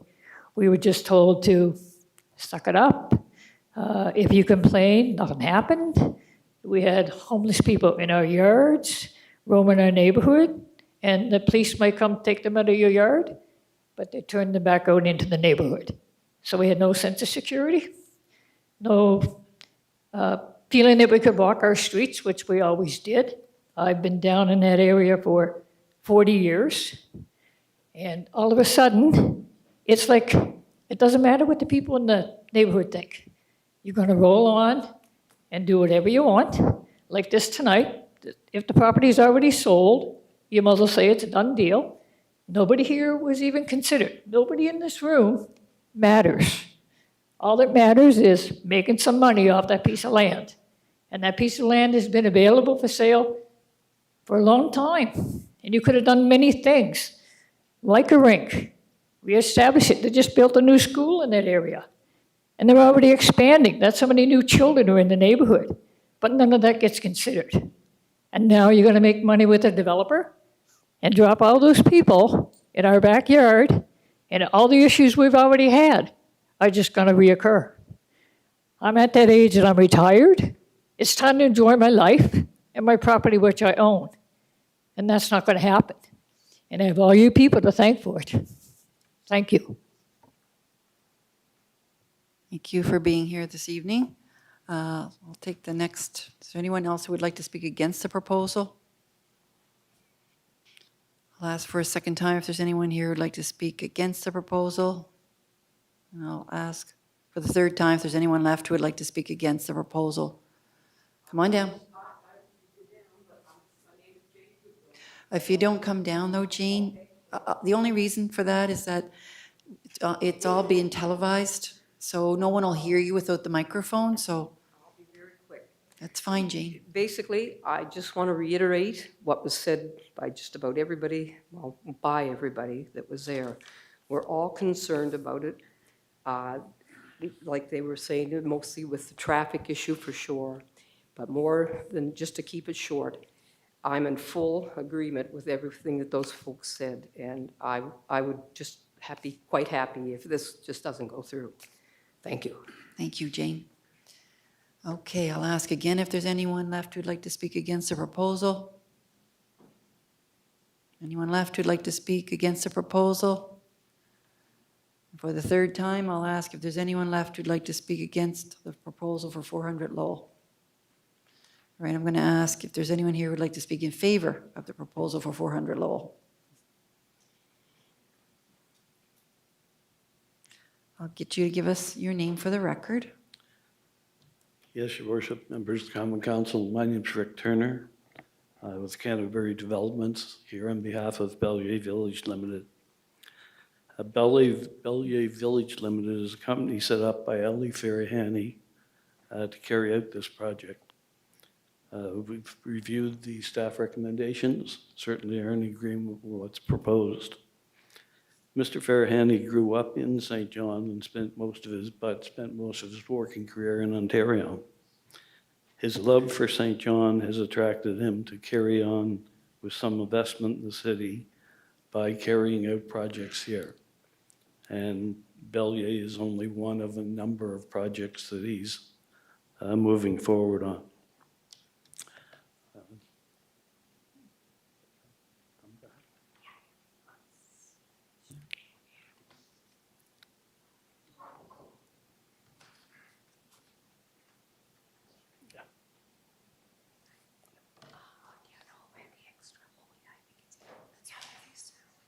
Okay.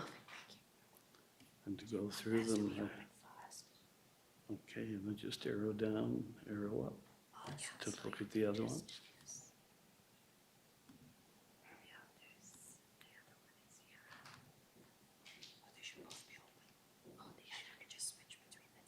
Yeah. Yeah, open them all. Do you want the photos as well? Yes.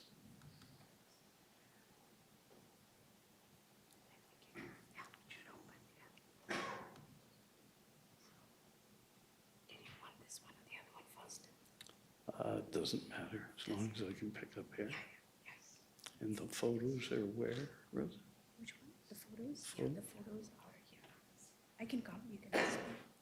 It's here. So you just Okay. click this. Yeah, open that first then. Yeah. Yeah, let's open that first.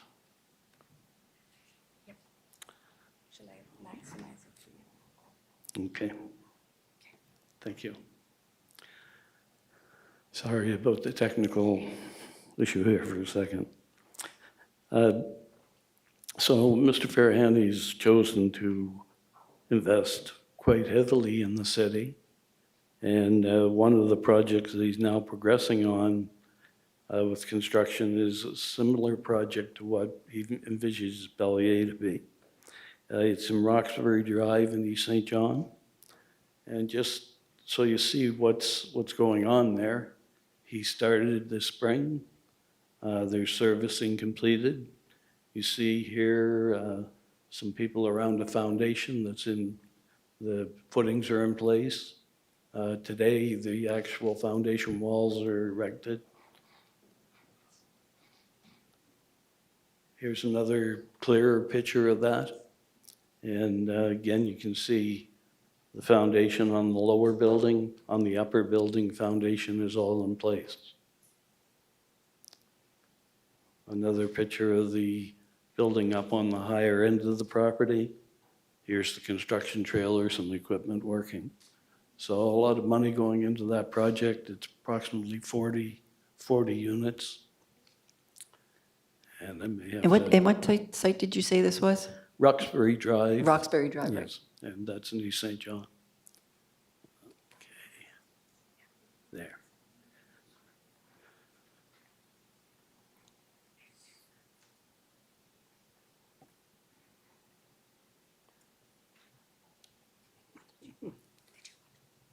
The other one first.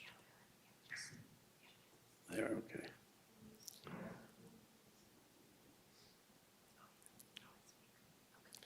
Thank you, Rosa. My presentation will be fairly short here, and then Mr. Farahany would like to address council to further explain his vision of this property. The pictures that I've just shown you on Roxbury are just because that sort of sets the tone for what will go in there. The foundation that's in there now, there's modular buildings that have already been ordered for the site, and they will be stick building to keep everything on course for the second building. Now, when it came to the present property, Bellier Village, I'll call it, it's zoned for, the present zoning that's requested would be upwards to 220 units is what density the property could handle. Now, the diagram you're seeing here was one of the first ones sent out, and it was to try to gauge some input from the neighborhood. It was to look at doing stacked townhouses, which are all the larger buildings that you see running parallel with the adjacent streets. And then they were looking towards some townhouses and stuff coming further along the street. People were, the biggest objection we got was on the buildings, a series of buildings parallel with the backyards, and they envisioned everyone looking into their backyard, which is understandable. We did a number of things to try to make the concept for the townhouses to work, and it just financially makes absolutely no sense. Under present conditions, unfortunately, that missing middle that people talk about, the closest you can do and make it work financially is the stacked townhouses. So this plan was prepared in 2024. We sent it out to the community just to get comments in January 25. It was hand-delivered at that point in time because there was postal uncertainty, but I did receive a number of inquiries back, and that resulted in changes that we made as we moved along before we made any kind of a formal application. There were certainly people objecting to the proposal, and you're hearing that this evening. Although there were people that spoke in favor of the development as well. Unfortunately, people in favor of these things are less likely to come out into the public and say that because, well, you know the reasoning behind it. Some of them were very vocal at the zoning change. They welcomed it. It's going to be residential, that's great.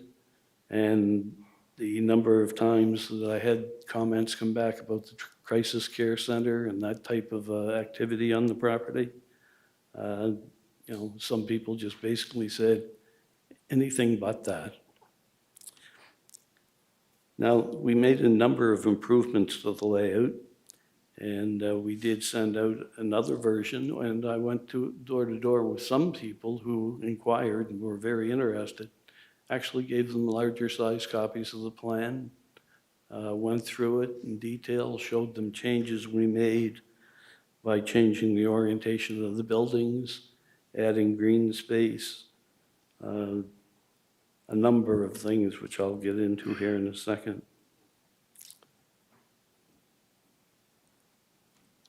Yes, some of those changes, if I can compose again. Right there.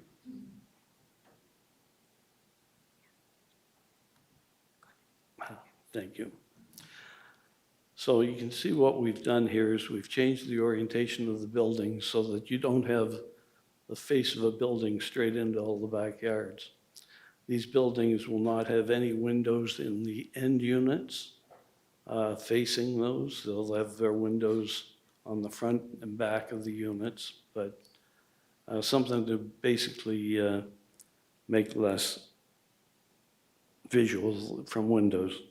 That's a benefit to the homeowners and to the tenants of the project.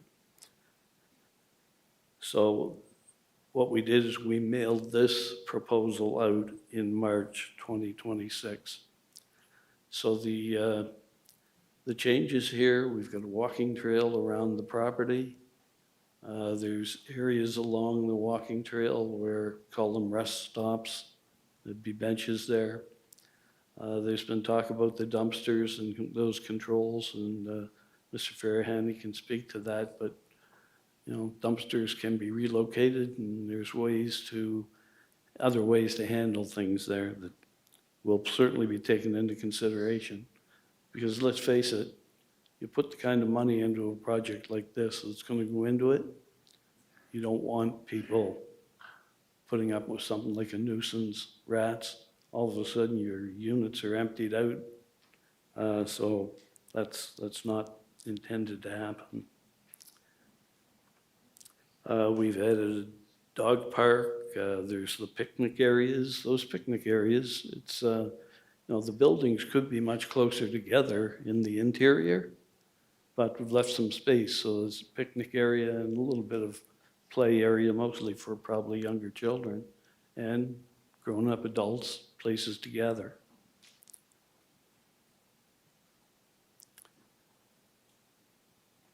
The buildings, from the first diagram, you'll notice that the buildings were minimum setbacks from the back property lines of Beaconsfield Crescent and Lowell Street. By putting the access lanes around there and the walking trail, we've increased that in most places up to 50 feet as the separation, 15 meters. Again, to create that buffer. Again, the orientation of the buildings, that makes it so that they're not a direct line of sight out of windows to the adjoining properties.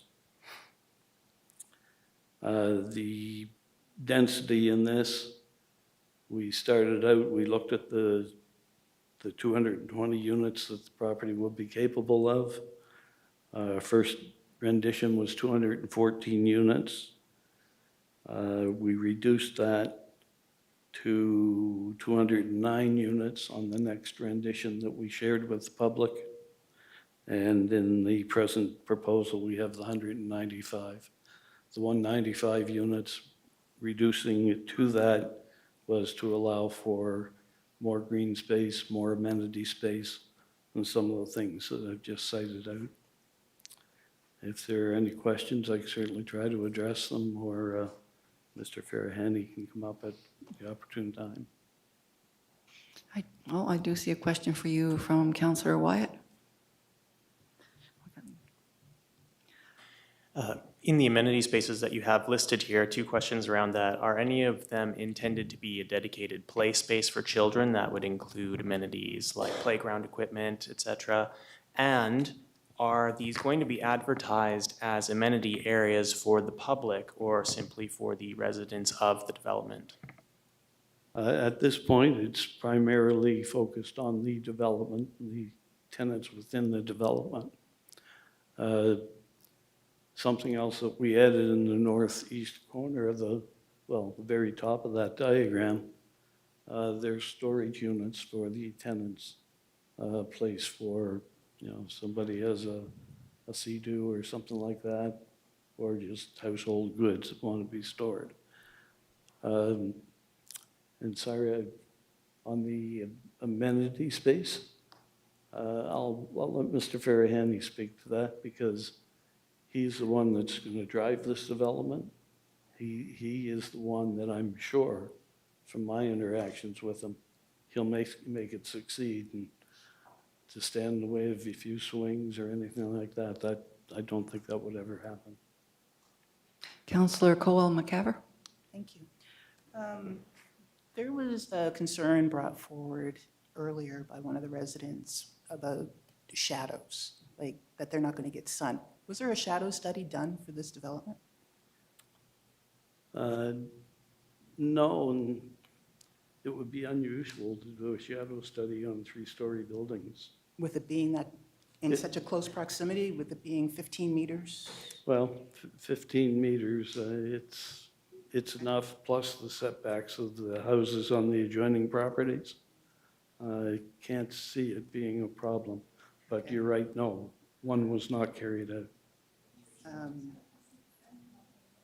Just a sec, I had another question. We were talking about the amenities, and Councillor Wyatt was asking whether it would be open if it was just for the residents. What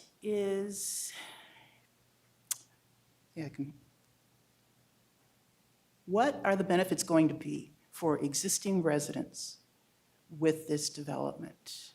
Pardon me, through your worship, I didn't. I'm sorry, what are the benefits going to be for existing residents to accept this development in their community?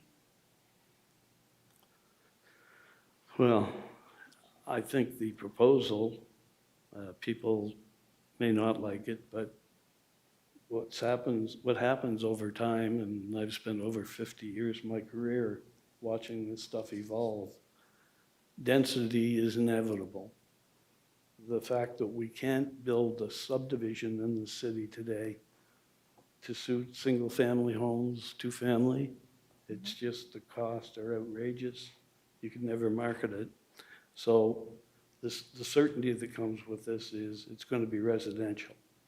How well it's going to be managed, I guess we'll have to put our faith in Mr. Farahany.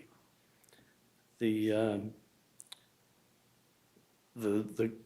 zoning neighborhood institutional, it's got some very unattractive things that can be allowed. So I think that's why I had a number of people, and I'm sorry, but some of them are not here this evening, that basically said, as long as we don't get into what this zoning presently allows, we think it's a good plan. Maybe not ideal in some people's minds, but it's about the best that I think you're going to find come forward. Thank you. Councillor Savoy, do you have a quick question? Because it's time for us to move on to the next. Just a really quick question. You mentioned the other development, but just curious, this is going to be rental. Do you have other experience managing like a rental development of this size and scale? Oh, Mr. Farahany would have to address that, too. Great. Okay, Thanks. that sounds good. Okay, well, thank you, Mr. Turner. I'll ask Thank you. again if there's anyone here who would like to speak in favor of 400 Lowell. Thank you.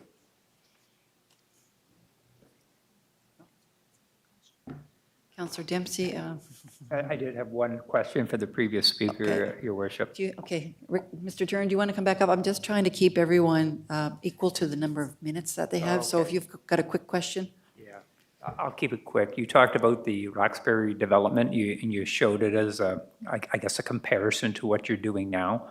Yes. Do you feel those two neighborhoods are similar, Roxbury and the neighborhood over on the west side? How would you describe the differences between the two? Thank you. Roxbury was developed in the time when there was a lot of subsidy units and stuff created. There's some buildings owned by the province of New Brunswick in around that area. The province has put substantial improvements into the buildings, which has really enhanced the neighborhood. If you want to look at 10 years ago, someone like Mr. Farahany would walk away from that place so quick. But the neighborhood has changed. Now, all neighborhoods have their pros and cons, but it's the concept that he's proposing. That's the big thing here. He better describe that. He'd much better describe it than I could. But yeah, there are differences between the neighborhoods. Okay, thank you. Okay, thank you, Mr. Turner.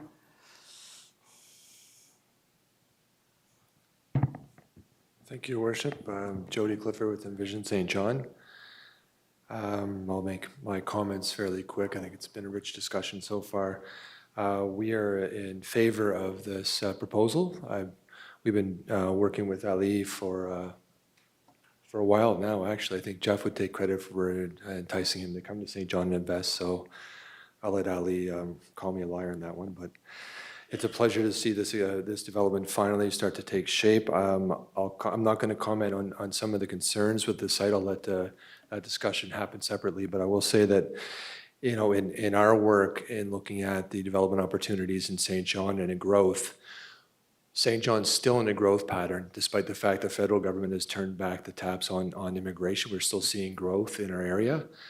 And we, in short, have to catch up on our housing. This is a good proposal that is that sort of middle ground of rental housing. It won't be too expensive. It'll probably fall right in that affordable area for new rental, not existing. It's a flat piece of ground. It's serviced. It's on transit. It's an established neighborhood. Really, I don't know that there's a better opportunity for a site that's in the stable residential designation in that part of the city or in most parts of the city. So I think it's ripe for development. It's a great opportunity. We need to take in mind as we continue to grow, and this is in the context of just steady growth. There's no real major employment announcement right now, but in the future, if there would be such a thing in our industrial sector, we would need to have housing catch up to that pretty fast because we're already behind. Our vacancy rate in the rental sector is about 2%, and we just need to get more housing out of the ground. So what he's proposing here is a good start toward that. We have to also keep in mind that as we grow as a city, all of our component neighborhoods also grow. And I said this to previous councils, but I'll say it again. And density comes as a result of growth in all of them, not just the Lower West Side, in all of our neighborhoods. And it does change some of the form. It does change the population base. I look at Milledgeville as an example in my life. When I was a kid, I had friends. I didn't grow up there, but I had friends there. It's a much different neighborhood now than it was in the 80s.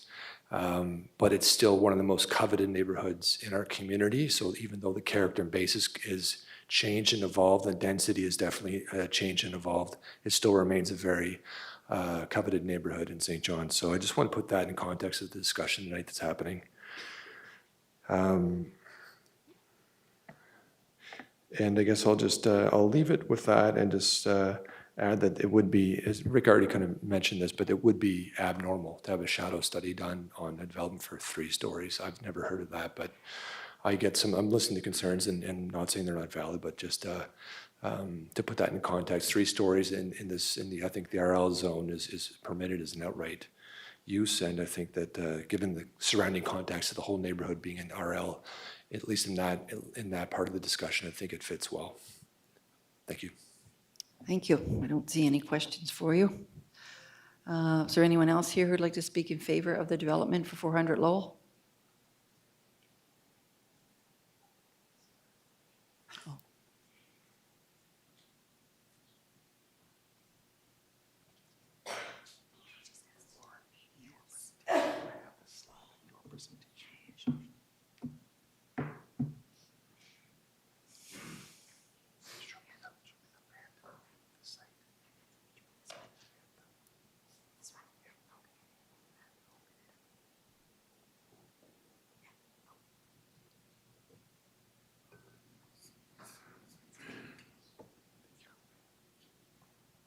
Good evening, Your Worship, members of council. My name is Ali Farahani, and I'm the developer. And as Rick mentioned, I grew up in St. John, and 3 years ago, by good fortune, called Rick and began to get caught up in the town. Just before I get to this development, I have to say that as I was hearing, I went to school here, elementary, junior high, and the last time I heard "O Canada" in really anywhere inside of any was in school. I went to Samuel Champlain, and it just took me back to some good memories of hearing "O Canada," and it happened here in St. John. So that was a pretty cool moment for me. I presented I'm a developer in southwestern Ontario as well, and we don't have that here. We don't have any of that in any of those areas. I've just heard it here, so I'm tickled by that. You don't sing "O Canada" in southern Ontario? Oh, it's terrible. It's terrible. I agree. So I do consider myself a St. Johner. I tell everybody in Ontario I'm from the Maritimes, so that's how it is. So I do know the city. Before I want to address just a few of the concerns about our neighbors. I know their concerns. It's not lost on me, and I want to share with everyone how I very purposefully began to address those concerns from the very, very first get-go, and I just want to share that with everybody. On the topic of losing parkland, losing an arena, losing a soccer pitch, all I can say is that these lands were deemed surplus by the city of St. John prior to making the request for a proposal for this land. I just want my neighbors to know that, no developer went to the city and said, hey, knock down the doors, please sell me this piece of land. It just doesn't happen that way. The city's gone through careful planning, the real estate division. They say, okay, we have enough parks, we have this many parks, we have this many arenas, this land is surplus, and that's the process. So we have to rely on that process, that these lands were deemed appropriately surplus. So then actions were taken to purchase the land.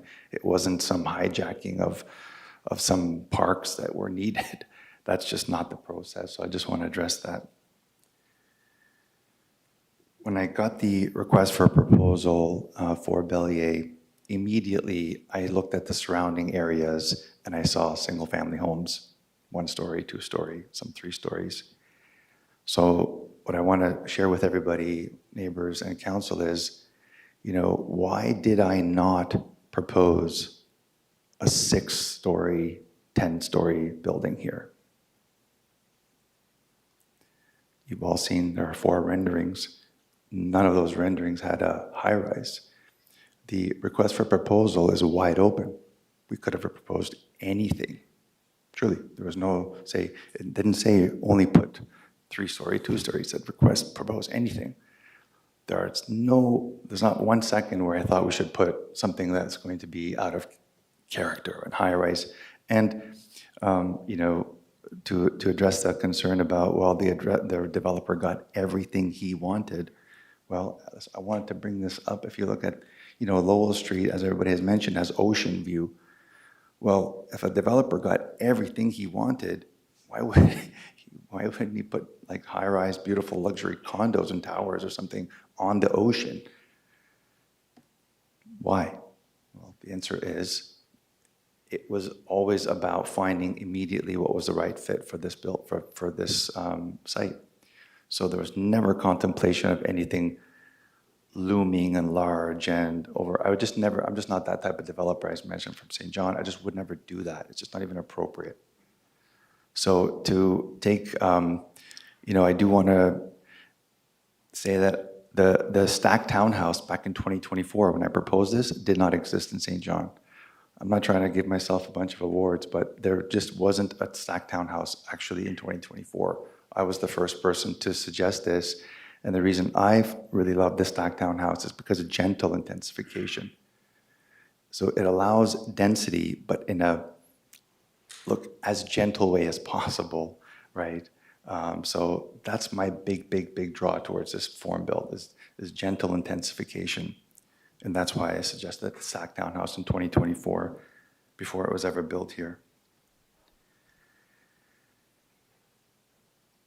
I wanted to just talk about the missing middle. This home addresses, or this development addresses the missing middle.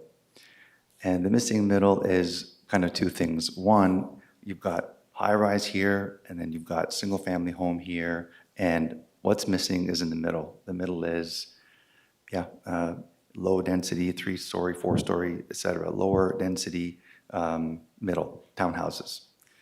And that's missing. If it was easy to develop, if the numbers could work and developers could make these things very, very easily, then in joking, I say it wouldn't be called missing. It's really called missing because it's very difficult to do. If it was easy, it wouldn't be missing. It's pure and simple. It's very, very difficult to achieve. And my team and I, over many, many years, I want to give Rick credit. I saw some of the earlier renderings that we had the houses, up against the neighbors, too close with window to window. We had, 220 units. We had, too many rows. It wasn't livable. And to, Rick's credit, he came and chopped it up and he said, no, let's do this.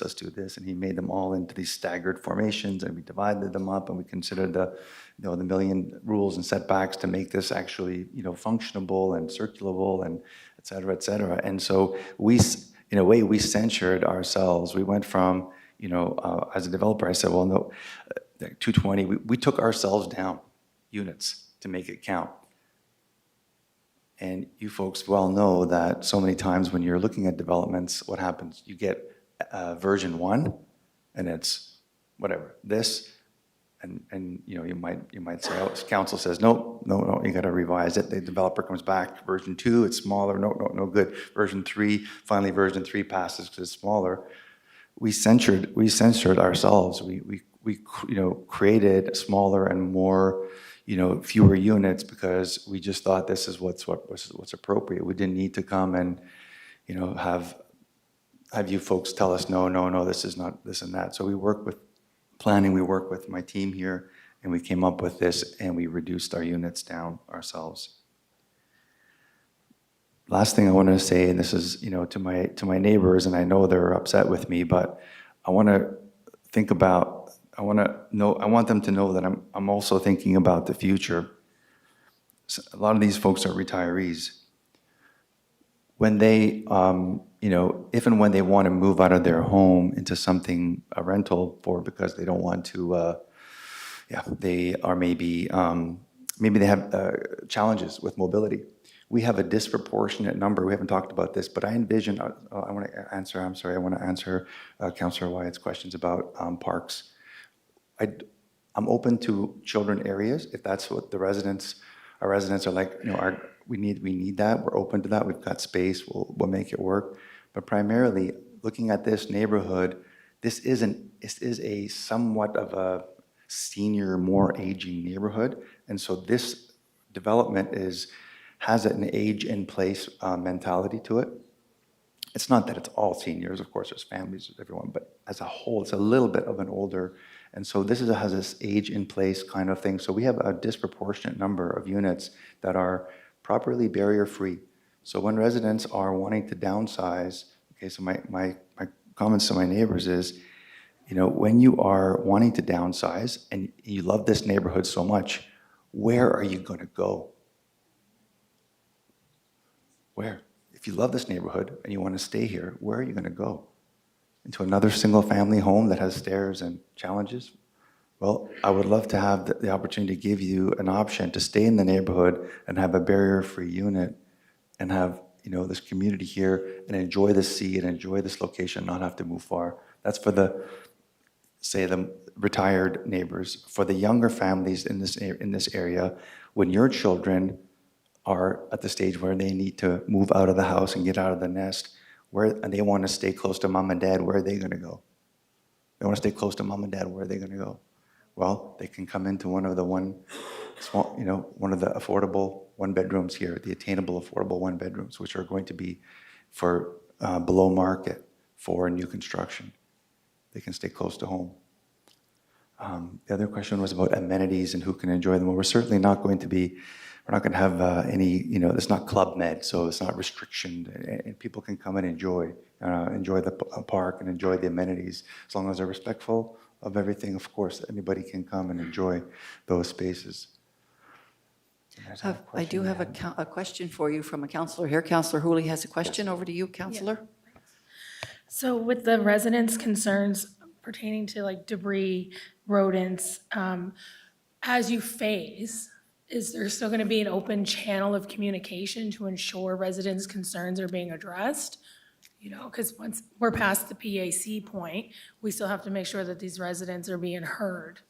Especially with like a large scale development, there will be tenants, there will be conflicts, there will be issues. So I'm just wondering how open you guys are going to be to continue to work on that good neighbor relationship.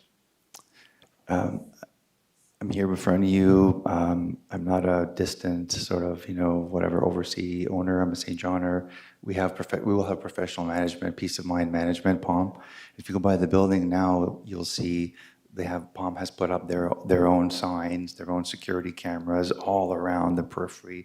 So I'm not, even before we get to construction, I'm not going to let that place go derelict. We're keeping the grass cut. We're maintaining it, and there will be always local professional management, local. Thank you. Okay, that looks like that's it for questions from my team. Thank you for being here this evening. Thank you very much. Appreciate it. I'll ask again if there's anyone here who'd like to speak in favor of 400 Lowell, the proposal.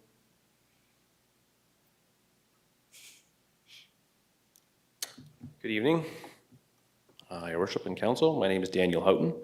I'm the engineer of record for ALI on the heavy civil and municipal infrastructure portion of this development. I was actually attending tonight for item 4.8, and it just so happened that this was on the agenda. So my client didn't ask me to be here this evening, but because I am, and also thank you for item 4.8. I would like to speak in favor of this development, and I'm in alignment with the staff recommendations. Okay. Do I have any questions? No? Appreciate you being here then this evening. That's fun. Told me to take my hat off before I come up here. I'm sorry. Thank you. Thank you. All right, I'll ask again if there's anyone left who would like to speak in favor of the proposal for 400 Lowell. I'll ask for the second time. Anyone like to speak in favor of 400 Lowell? And I'll ask for the third time. If anyone would like to speak in favor of 400 Lowell. Okay, I'm now going to close the public hearing, and I'll ask my team if you have any questions for staff. Now is the appropriate time for staff questions. So we do have some questions for staff. Councillor Wyatt, you're up first. Thank you, Your Worship. To staff, was there any traffic study that was done when going over this development? Several of the concerns tonight related to traffic, and I'm curious if we have any solid numbers on current traffic density and proposed traffic density. Through Your Worship to the councillor, I will direct that question to Tim O'Reilly, who can address those concerns. I'm sure there'll be follow-up questions, but the answer is yes. Would you like me to elaborate on that? Sure. Sure. So what is the current, let's say if somebody's trying to get from, the area to uptown, what kind of commute time or density are they looking at, and what would it be with potentially 200 more vehicles in the neighborhood? Yeah. So I will expand a bit with that question. I guess the first thing I'll say is I do want to pick up on one of the first comments made by the gentleman in the red about the comment about no concerns. I do want to contextualize that for you. So I've been at this for about 18 years now, including looking at impacts of development on traffic. And every time you do add development in the city, you are going to have impact to the community, right? And there's going to be concerns. And so, the comments made about no concerns, that's not true. And I'm not going to stand before you or the community and say that there's not issues, not impacts. From my position, what I always look at it is like, can these impacts, concerns be managed and be mitigated? And then if they can't be managed, whatever can't be managed, can we overcome them, I guess, with the other benefits for the development in particular? The benefit with this development, and this is reflected in the traffic study, and you're going to have about 200 vehicles during the two peak hour traffic. It's pretty much split. You're going to have half of them coming out on the Woodville Road, the other half coming out on the city line, and that's split between the evening and morning commutes. So use the 100 number, which is really good, right? 100 and 100. 100 out of Woodville, 100 out of city line. And the good thing about this particular area is obviously it's at the end of Woodville Road, it's in the Lowell Street, it's in the city line. So the amount of existing traffic that's in that area, aside from the ferry traffic, which I'll get into if I have to, is relatively low to start off with, right? And then the other benefit you have with this development is because you branch off into multiple areas, in a very grid-like pattern in the lower west, is that traffic will then disperse in multiple different ways, right? Some of them make their way towards Sims Corner, which I'll address if I have to. Some will make their way towards Route 1 over the bridge down by Marketplace. And so you get that disbursement, which is a benefit in this case. And with that disbursement, a couple of things, I guess. First of all, the comment about Chapel Street in particular, right? I think most of you are motorists, right? You kind of pick the path of least resistance. And Chapel Street's an issue. We get concerns about the parking on both sides of that street, and it's very narrow when you have that. And traffic, including from this development, will tend to avoid Chapel Street and continue on Woodville Road and make their way towards City Line. So the amount of traffic that will be impacted on Chapel Street itself will be about 5%, or about 5 vehicles overall added to Chapel Street. Most of it will make its way up again Woodville Road. And then, like I say, then it'll disperse from there throughout Lower West. So when the traffic impact study was done for this development, you have those numbers. And then they looked at the different intersections right around the particular area, and they compounded that with the development as well as the background traffic. And each one of those intersections was still going to operate at acceptable levels of service because of that disbursement of traffic. So is there going to be issues? Yep. Is there going to be concerns? Yes. Or is there going to be speeding issues which we have to address? Yes, there are existing issues. Yes, we're going to have to address more. But we do believe that they're manageable in terms of the traffic impact result of this community. In terms of truck traffic particularly, again, I'm not going to stand here and say that trucks will not be on City Line. They are going to continue towards the Digby Ferry, right, from St. John Street down to the bottom end of a City Line. Again, I'll get into Sims Corner more if I have to, but one of the benefits of that project is we are going to be eliminating, it will be council supported, but eliminating the truck routes on Duke Street West. That's make its way down towards Marketplace, but also the one that snakes its way down Lancaster Avenue onto Dufferin Avenue, which is very close to this development. That will also go away because trucks have more of that direct access over the highway and over Reversing Falls Bridge. So yes, the trucks will continue down towards City Line, but they will not use that other alternate route down, snaking the way down through Lower West. So all that being said, again, to answer your more general question, because of that disbursement, the different mitigation measures we're going to make, we do support the development in terms of what the recommendations are, but do mind you that there are going to be concerns, and we just have to keep address those with the community. Thank you, Director O'Reilly. Councillor Savoy, over to you. There are also some other concerns raised around just the general community assets in the broader sort of west side area. I'm just wondering just how the city has considered those in making its recommendations. Well, I don't know if I'm the Like right one to. the school, community center, all those sorts of assets and resources that need to support population growth. So I'm just curious how the team sort of considers all that in making the recommendation. Yeah, so what the site is currently zoned for is the community facility. But in order to facilitate this particular development, that would have to be changed. So there will not be a community facility on that site anymore as of right, because it's going to be rezoned.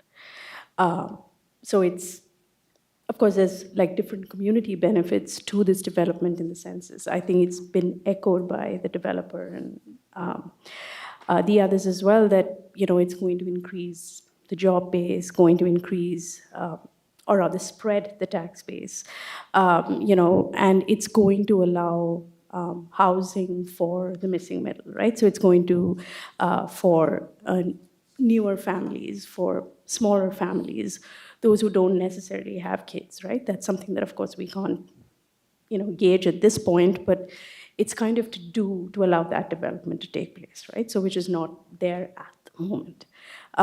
So, yeah, hope that answers your question. I'm going to go over to you, Director Navlad. Through you, Worship, to Councilor's question, when we looked at this site, we take into account what other park sites you may have in walkable distance. So there is the park site, the Square Park site, or by Queen Street, for example. There is the Carlton Community Center within another maybe 5 to 10 minutes walkable or by bicycle. So when we do look at a development of this scale and we are considering the loss of space, we're saying, where else can you go? And in many ways, those programmed sites are where people are going, and it's one of the reasons why this particular site hasn't been optimally used or decommissioned. So in the report, staff have factored in, you know, the walkability of those other amenities in the vicinity. Thank you. Thank you. Councilor Norton, over to you next. Thank you, Worship. Through you to, I guess, the point person for this.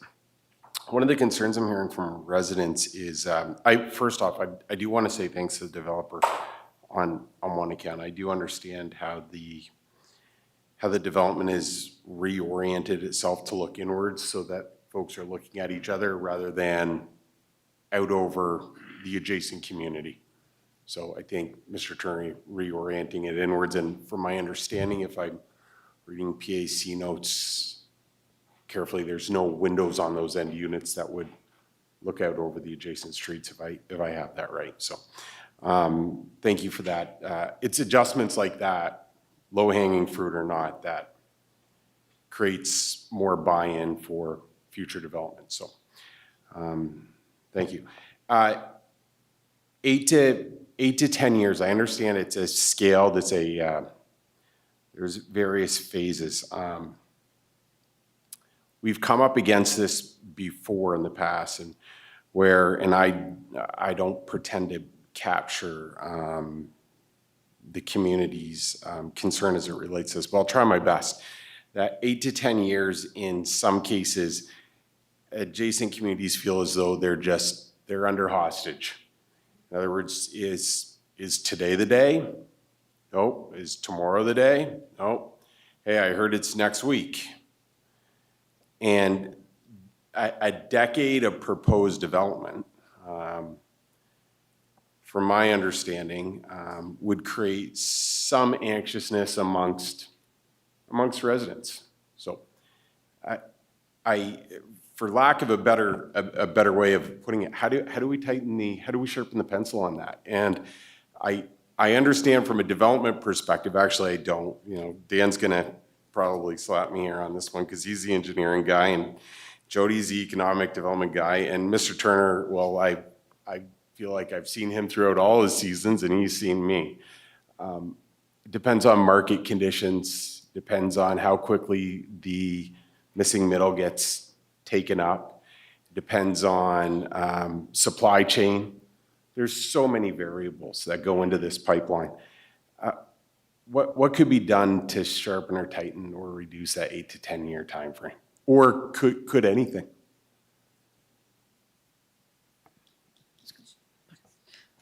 Over to you, Director. Through your And worship. really, that could go to anybody. I know the developer has been. Okay, through your worship, because I We'll started, start maybe with I'll the just director? Okay. quickly finish. When we saw this REOI process, our understanding was this project was going to be 3 phases, a phase about 1.5 years overlapping.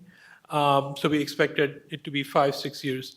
What is really important today is modern methods of construction. We are no longer doing stick-built on-site. 5 to 10 homes are going to get built in a factory, and they're going to come and get placed. There is no hammering for days, there's no digging for days. Yes, services will have to be completed, they will happen in a phase. Maybe I'm expecting that to be 60, 70 units at a time, and homes get placed. So beyond that, I would just ask the developer to fill in any other information he knows. Thank you. Yeah, absolutely. Sorry, through you, Your Worship. We do want to accelerate this, not too fast, but as fast as we can. So we'd like to sharpen the pencil as well, go faster using methods of modern construction. We have applied, Bellier Village has applied for a GC Wood. It's a national, very competitive application, which is through Build Canada Homes, which rewards methods of modern construction, quick development, technology, all of these things. We don't know if we'll get it, but regardless, we're committed to building this in a quick fashion as much as we can. So, Could I put you on the spot, Ali?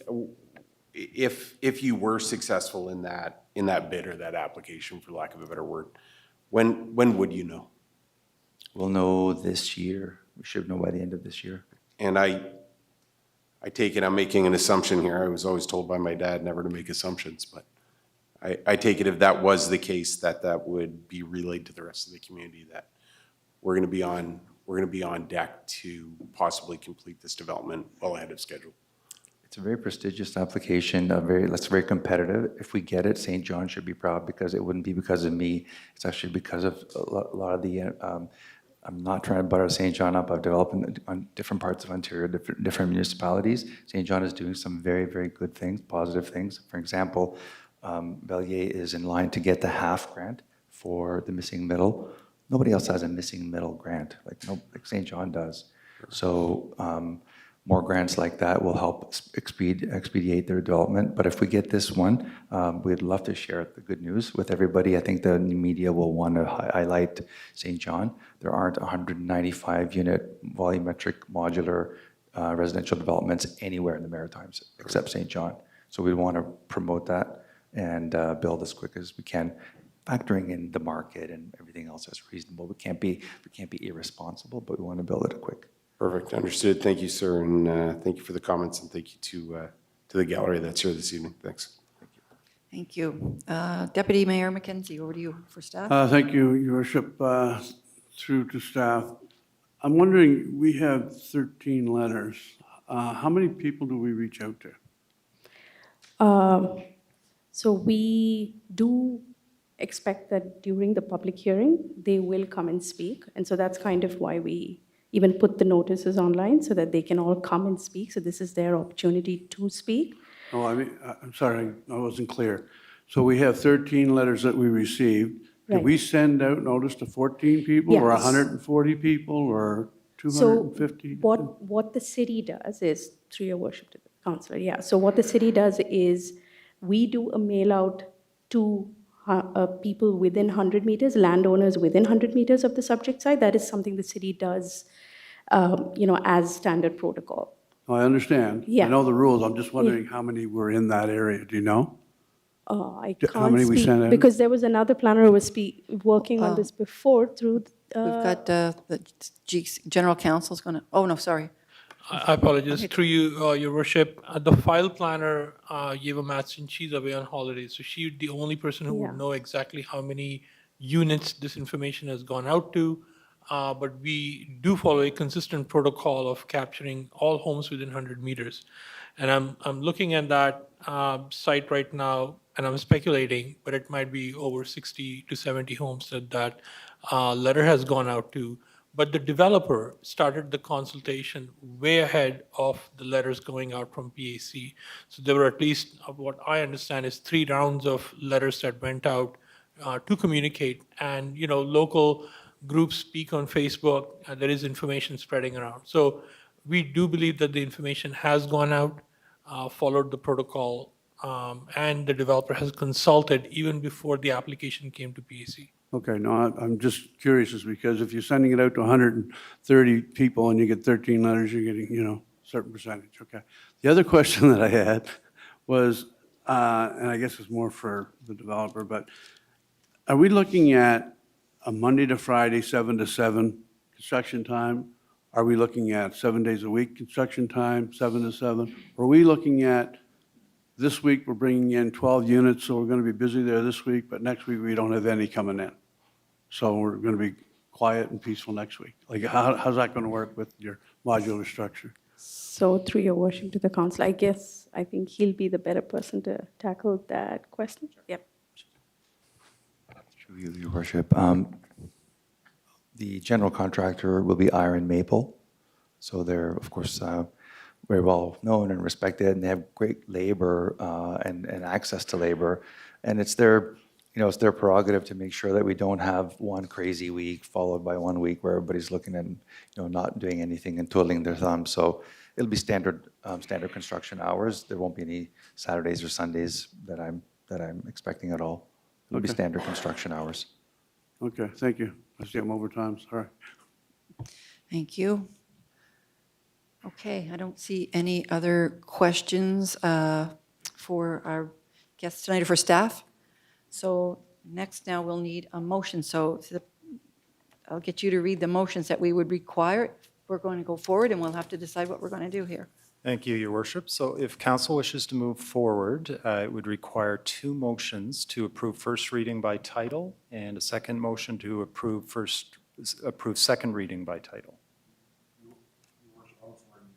Vote. Could I just squeeze in one last question? You certainly can. Thank you. Through you to maybe growth. Is there lands for public purpose as it relates to this, or money in lieu of? I'm just looking. There is. Back to Director. Sorry, it's kind of a last minute thought because I'm just kind of going back to residents' comments and. Man, I'm getting tired of cliche words like pocket parks and collaboration, all these other things that mean nothing. I think the community at the end of the day is looking for something tangible that at the end of the day can offset some of the development. Good example of that was the Lancaster Logistics Park, where we put in a pocket park on Dever Road that is now used by all of Greendale subdivision. It's probably the best example of a pocket park that I've seen developed by JDI that has still to this day has resonated 5 bells the whole way. Like what's being done as it relates to any of the funds for lands for public purpose or money in lieu of in terms of and I'll put it like this way, the Woodville Road in this area, this is the host community for this development. We've got to start using that. It is the host community. Like it is. It's hosting this development. At the end of the day, they're the host. And as the host, what are we doing for them? And it can't be just a strip of lawn. Is there anything substantive that we could look at similar to, and I use that as an example on Dever Road, for lands for public purpose or money in lieu of, and where those monies can be redirected to this area to offset some of the inconvenience in the changing landscape that these folks are talking about. Director, over to you. Through your worship to Councillor Norton, this site is not the subject of a subdivision. So there, unfortunately, because of that, there is no LPP. However, when we work with projects of this scale, since 2024, we have embedded on-site amenity space requirements. And that means every property is required to dedicate between 5 and 7.5 square meters per unit to some sort of an amenity space. It is not LPP, it is not to the external community, but it's for on-site purposes. Thank you for that. To our acting CAO, you may be able to tell where I'm going to go with this. that is for everybody around here and everybody listening, if I don't do anything in 4 years, that is a fault in our system. And here's the reason why. On Duck Cove Lane, was one PID. It was one lot of land. And it was divided into two. In other words, just for a single residential unit. And because of that, they used that as a subdivision because they subdivided land where they were just going to build a fairly expensive ocean-facing single dwelling, and money went in to that fund. And here we have this development, which is apples to oranges, and it doesn't qualify for that. Like, that right there, for me, that needs to be fixed in our policies. I'm going to send it over then to It's Councilor like, CAO. Ms. Poffenroth, I believe you know what I'm referring to. Like, the discrepancy in that, folks, if you saw that, you'd be like, this is criminal. And for me, it is. So I'll leave it at that. But I tell you, I could, if I had a Facebook page, which I don't, I could write a lot on that one. Thank you. Did you want to address that? Yeah, just I for think you a- should, just since it's for a been brought up. moment. Sure, thank you. Yeah, so LPP comes from the subdivision bylaw. If there's no subdivision, there's no LPP. Because this was sold as one parcel of land. That's right. Right, and it's they're not individual parcels once you get into those units, which would have generated a subdivision. And sure, yeah. I mean, LPP comes from the subdivision bylaw. I mean, there's things that we need to follow to generate those types of funds. One thing I will say about cash in lieu goes into a large pot, and it isn't directed back to a particular community. However, that being said, a previous council resolution asked staff to take a look at a community benefits program for large-scale developments. Staff is looking into that right now. We haven't determined yet what scale, let's say, of a residential type of project would apply to this community benefits program that we're researching right now. But that's something that we are working on. Whether this would apply to this scale, I'm not sure. More info to come on that in the months to come. Thank you for that. I appreciate the fact that, I don't know, the mayor may have shut me off by this point. I'm thinking about it. Yeah, well, that's, in 4 seconds you can do that. I would suggest that this meets that standard. If we're looking for something above and beyond that, like I've got issues with that, and to get my support for something like that, it would be hard pressed. Like, we need to do something like that, and it needs to come back. I can hear Councillor Sullivan right now. When we're talking about what's going on in the industrial park as it relates to proposed developments, those funds need to come back to the host community. Woodville Road, that area, that is the host community. That's all. Thank you. Councillor Sullivan, over to you. Just taking the baton from Councillor Norton on community benefit. I know staff is working to come back, but I think the estimate we have, and staff can correct me if I'm wrong, that when this is fully developed, it should result, thank you, developer, to $700,000 to $750,000 a year estimated in tax revenue to the city of St. John. So, you know, I would think certainly that should trigger, that would meet a threshold to trigger some community development. And even if it doesn't end up meeting that threshold, throwing that number out there for the ward councilors to have in their back pocket to come back on budget time and say, look, if this is going to bring this kind of level of revenue to the city, certainly the host community should be getting some direct benefit from this sort of development. Yeah, I agree 100%, Councillor. It's good thinking, and we've talked about that, and I think it's something to decide through probably the Finance Committee of what % of that goes back to communities to create some sort of a policy going forward. Councillor Merrick, you had your light on. Are you good? Okay, thank you. Councillor McCaver-Colwell? Colwell-McCaver? Very good. I just wanted to say that I some people may know, I live in an area that is under proposal for some unprecedented industrial development. So I am a big proponent of community benefits, and I agree with what Councillor Norton has said 100%, that this host community, if this is going through, you have to be offering something more than the option to age in place. I don't find that to be a valid benefit for that community. So something else has to be done for them if we're going to go through with this. That's just what I wanted to say. Yeah, since we're talking about community benefits, I think every community, I mean, you know, if you're gonna get a giant intersection at Sims Corner, there needs to be a community benefit. We've talked about all this. It's everywhere. I'm gonna get 14 stories down the street from me. Should you get a community benefit? We talked about that. I think we're gonna look into that to see what percent should go back to that. Councillor Hooley, back to you. Is this your second time, or this is time 2 around, isn't it? You only get 2 times around. This is number 2. Okay, you're good to go. Sorry, that's okay. I just had a quick question. I just want clarification because I jotted lots of notes, but they said the developer first engaged the community in 2024. Is that accurate?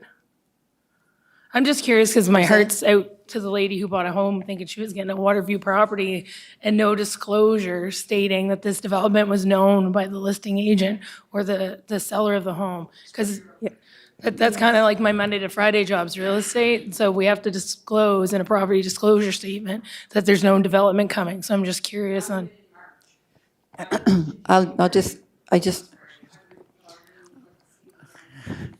okay. So I'm just curious when you first notified the community.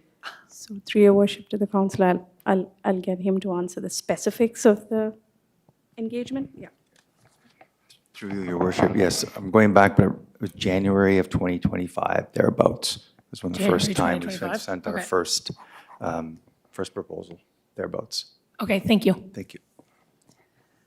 Okay, so we have a couple of motions. If we're going to go forward, we have a motion that's to approve first reading by title. If there's any other motions to put out on the floor? Move first reading by title. Do I have a seconder on that? I have a seconder on that. Do I have any more questions on that before I call the vote on that? Okay, I'll call the vote. All in favor? Opposed? Any opposed? No opposed? Motion carried. City Clerk, you're going to read that, are you? The title is a law to amend the zoning bylaw of the City of St. John. Okay, I need, move second reading by title. Take a seconder on that. Councillor Savoy, on the question. All in favor? Opposed? Motion carried. A law to amend the zoning bylaw of the City of St. John. Next item, City Clerk. Next is another public I hearing. should, actually, what I'll do is let's take a 5-minute recess. And so, because we've been sitting here for a few minutes, you're welcome to stay for the rest of the meeting, welcome to leave. Can I get a motion and a mover and a seconder on that? Seconded? Thank you. 5 minutes. There's a washroom lineup.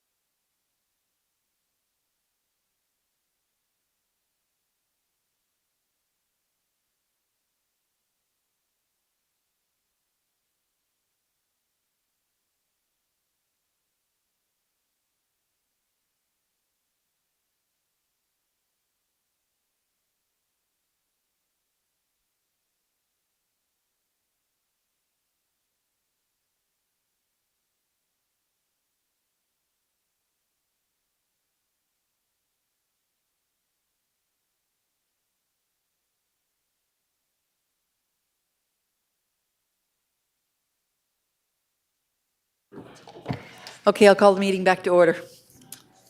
Next item, City Clerk. Next is the second public hearing tonight, 8.3 on the agenda, proposed Section 59 amendment with a PAC report and staff presentation for 151, 155, and 159 Sandy Point Road. Director Nalvad. Thank you, Your Worship. This evening's third public hearing is for a revision and expansion of Section 59 conditions submitted by Jack A.W. Long of Lawson Creamer Lawyers.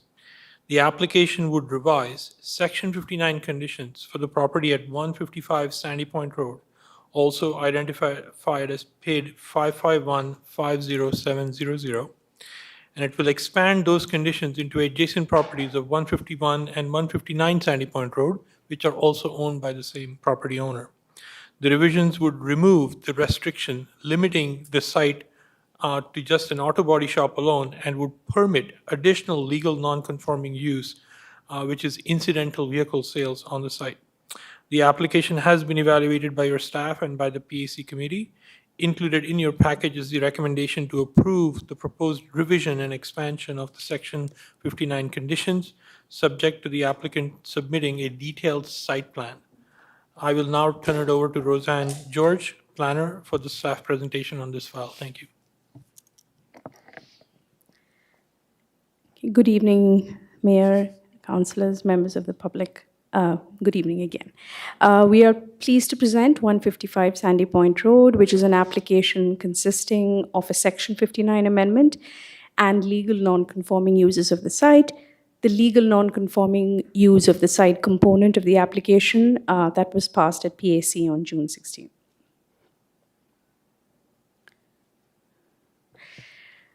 So this was a proposal brought forward by the applicant. So and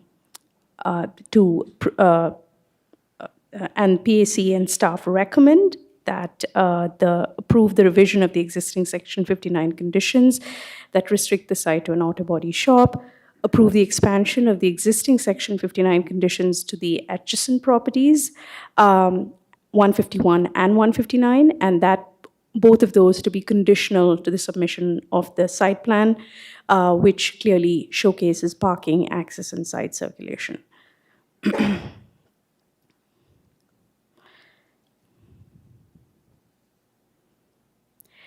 So the subject property is located within the primary development area, or the PDA, and is serviced by municipal infrastructure. The surrounding area is characterized by low-rise residential development and is zoned RL, which includes residential developments ranging from single-family dwelling units to stacked townhouses. The subject site is located off of Sandy Point Road in the north end of the city, and the Sandy Point Road stop lies along the St. John Transit route. The neighborhood is pedestrian-friendly as well, with established pavements and walkways. So the site photos that you can see on the screen, the one on the left is the view of 159 Sandy Point. That's from the street in relation to 155. And the image on the right is the view of 155 from the street. And the street is Sandy Point Road. So with these images, one can ascertain that the structure is tucked away at an elevation and is therefore not creating a visible impact. The image on the left is going north towards the intersection of Thornborough and Sandy Point, and the image on the right is going south on Sandy Point. As per Plan SJ, the site is designated stable residential, where vehicle-oriented uses are generally discouraged. While the proposal does not align with this direction, the existing use is already approved and established, and the proposed additional use is limited, similar in nature, and would be consistent in scale and density with the surrounding context. So I'll just go over this quickly. Like I said, vehicular-oriented uses are not to be located in the stable area designation within Plan SJ or the municipal plan. But the site is used for commercial uses and has been used for commercial uses for over a decade, and it's been formalized through rezoning processes and Section 59 amendments, both by PAC and Council, and it has limited this use of the site to purely a vehicle body shop. So that's a Section 59 condition. So by amending the Section 59 conditions, it will enable the site to be used for another non-conforming vehicle-oriented incidental use, which is being proposed by the applicant.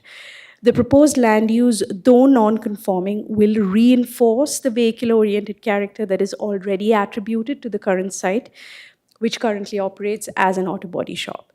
The location provides vehicle and pedestrian connectivity, like I said. There is an alignment with the provincial SPIs, as the subject site is a developed property serviced by municipal infrastructure and is within the PDA. So through the amending of these Section 59 conditions, it will enable the site to be utilized for another similar compatible use, which is vehicle sales incidental, key word over there, incidental to the existing non-conforming auto body use. The property is zoned RL, which does not permit auto body shops or vehicle sales. Both vehicle-oriented uses are considered only through their status as legal non-conforming uses.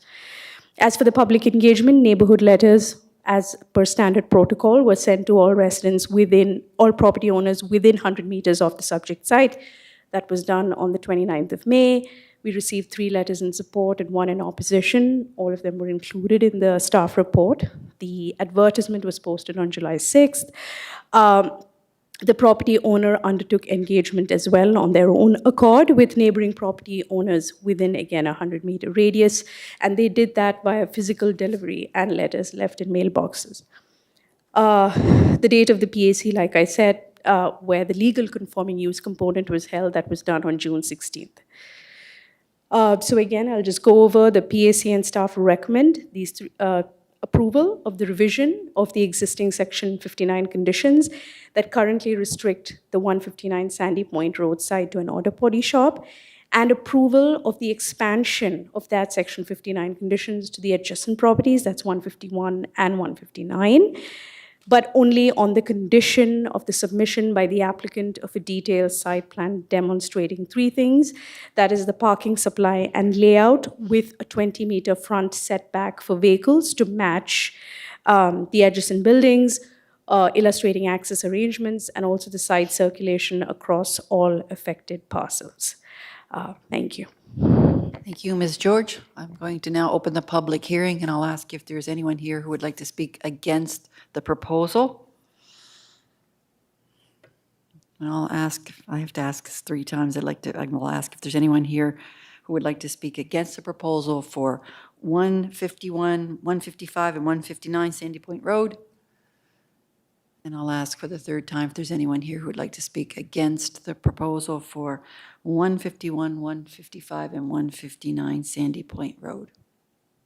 If not, I'll ask if there's anyone here who'd like to speak in favor of the proposal. Come on down and give us your name and address.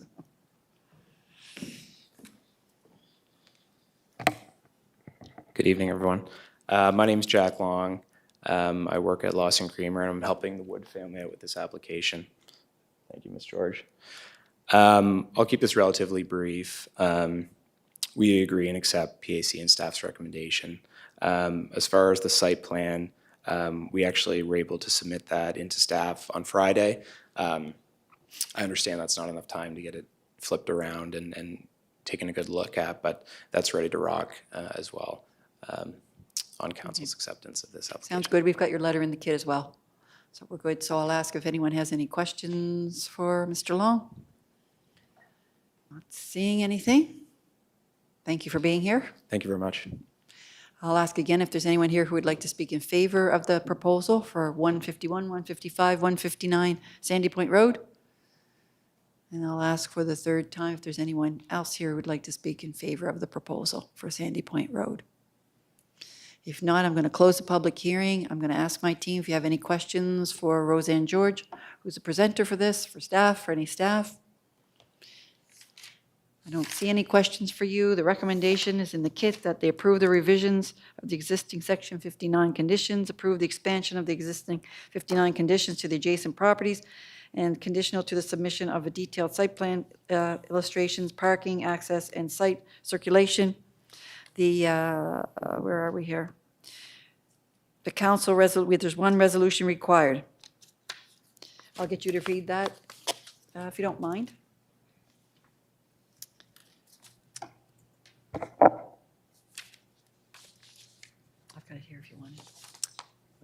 So the resolution would read that council revise the Section 59 conditions imposed on the property at 155 Sandy Point Road and expand the Section 59 conditions onto the adjacent properties at 151 and 159 by revising the existing Section 59 conditions that currently restrict the site to an auto body shop and permitting an additional legal non-conforming use for incidental vehicle sales on the condition of submission by the applicant of a detailed site plan demonstrating parking supply and layout within 20-meter front setback for vehicles to match adjacent buildings, access arrangements, and 3, site circulation across all affected parcels. Okay, so I'll take a mover and a seconder on that if we're going for that. Councillor Colwell-McCaver and Councillor Sullivan. On the question, all in favor? Opposed? Motion carried. Thank you. Thank you for being here this evening. Next item, City Clerk. Next is item 10.1 on the agenda. This is a notice of motion from Councillor Merrithew with respect to damage to city monuments. Councillor Merrithew, we'll get your light on for you. Yep, and I'll get you to read your motion into the minutes. The motion reads that the CAO directs staff to investigate the conditions of the city's monuments and the cenotaph in the King Square, including damage and missing plaques, report back to council with an estimated budget required to restore and remediate these assets. Thank you, Councillor. Now, I know that you've been away, and I think probably several of us got some questions about that as well. So I was going to ask our acting CAO if she would just give us a bit of an update on that, too. Yep, thank you. Thank you, Your Worship. Yeah, so I can just advise council that staff is aware of the damage, particularly at King Square. There are some other locations where there's been damage to monuments, statues, and plaques. So we have inventoried the damage at any and all locations, and we're exploring solutions for restoration and the costs associated with that restoration. And additionally, we are actively monitoring various locations at parks and city locations to regularly monitor the condition of our statues and plaques and things for any further damage. So we are looking into it, and we can get you some more information once we've completed our work. All right, sounds good. Thank you, Councillor. Next item, City Clerk. Next, we have items that were removed from the consent agenda. So the first one would be 13.1, and that was 4.2 on your consent agenda. It's a Housing for All strategy progress update. Okay, 4.2. So this one here is 4.2, and that's the other one. That's Kara Coase is going to look after that for it. Oh, she's on the line. Oh, there you are, Kara. Okay. All right, over to you, Kara. I'm going to get you, and then, oh, sorry, right, okay. I'll get you, so it's, we're going to go over to Councillor Merrithew then. He pulled it. Yeah, we're going to get your light on for you. Okay, over to you, Councillor. No, I just had some questions on this particular, there's only one slide on it. I didn't think it was enough information, period. But the first question I have is, why is there almost 25% of these units vacant? Through your worship to the councillor, in regards to the green zones, they are operated by Neighborly Homes, which is part of 12 Neighbors and overseen by the province of New Brunswick. And as people transition out of the units are vacant in order to repair and update, paint, so on and so forth. Some folks leave on their own. Some people transition into another space, or some folks, it just really isn't the right fit for them. So the team at Neighborly Homes are actively interviewing and moving forward to fill those spaces. I had spoken with with our representative from Social Development previous to putting this infographic together for council. These units would be fairly new, as I understand, and you're telling me they need repairs already? Some of them do need repairs in between residents, depending on different conditions and unique needs. Yes. It still bothers me, as much as we talk about need for housing and so on in the city, that 25% of what we have available is unoccupied at this time. That seems to be, when you're living in a city with a vacancy rate of 3%, give or take. If I So could- Neighborly Homes is part of our coordinated access system. So individuals that qualify or meet the requirements to be part of Neighborly Homes are shortlisted and given to the Neighborly Homes team. From that list, they do interviews to find the right fit for their units, and then those folks are invited to move in. Sometimes in that process, individuals decide that it's not the right fit for them, and when that happens, then they go back to our coordinated access team to be able to get some more names to be able to interview to go forward. So, and the coordinated access is from our by names list. So those folks who are identified and needing to be housing are prioritized, and that's where the list comes from. I'm going to ask the CAO to chime in on this because you've had a lot of experience with this, working with the growth team, so. Yes, and no more experience in Caraco's, but yes. I mean, the number we've seen vacancy in the green zones ever since we started, and for all of the reasons that Ms. Coase has mentioned, these are transitional housing. There's lots of changes that happen on a daily basis. So that number is always changing. So somebody could be set to move in tomorrow morning and something happens that they don't show up, or they've got a different housing arrangement, and then we have to go back and work with the team to select the next person. It is a constant effort to have those units occupied. That's the nature of transitional housing. It's not abnormal. It's unfortunate, but that is the nature of what we're dealing with here, for all the reasons that Kara has mentioned. Thank you.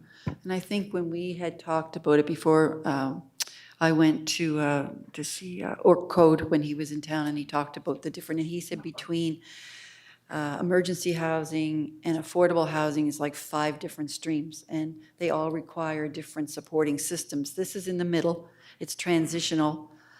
It does have the supports by virtue of the fact that there's someone 24/7 at the green zone to help. But there's mental health supports and lots of other supports that are required, and some people just don't fit in those and can't survive in them. It just doesn't work. And so they end up back out in tents. I mean, it's hard to understand it if you're not working in it, but I've seen that. And so it's those supporting systems that we need to go with the other streams of housing, but we as a city are really, at this point in time, only dealing with the transitional, that's it, because it's all we really can afford to organize. Councillor Sullivan, over to you. Thanks, Your Worship, just because we have the information in front of us. I do want to point out the significant progress on red zones.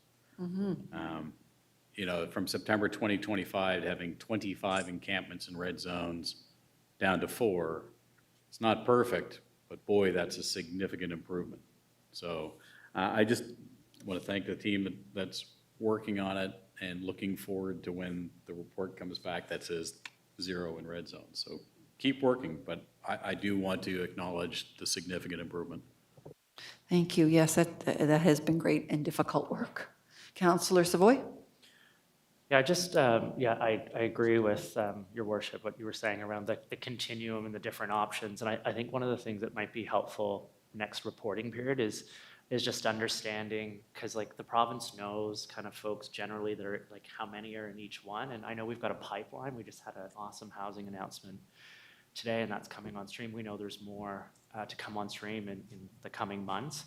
It'd just be great just to put that into context, just so that council and the public have an understanding of how we're working together to fill those gaps, because we need housing to be built across that entire continuum to address the need for the very reasons that you mentioned, CAO and Your Worship.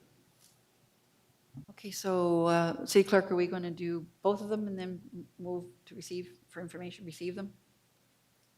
On the consent agenda? I would vote on them individually.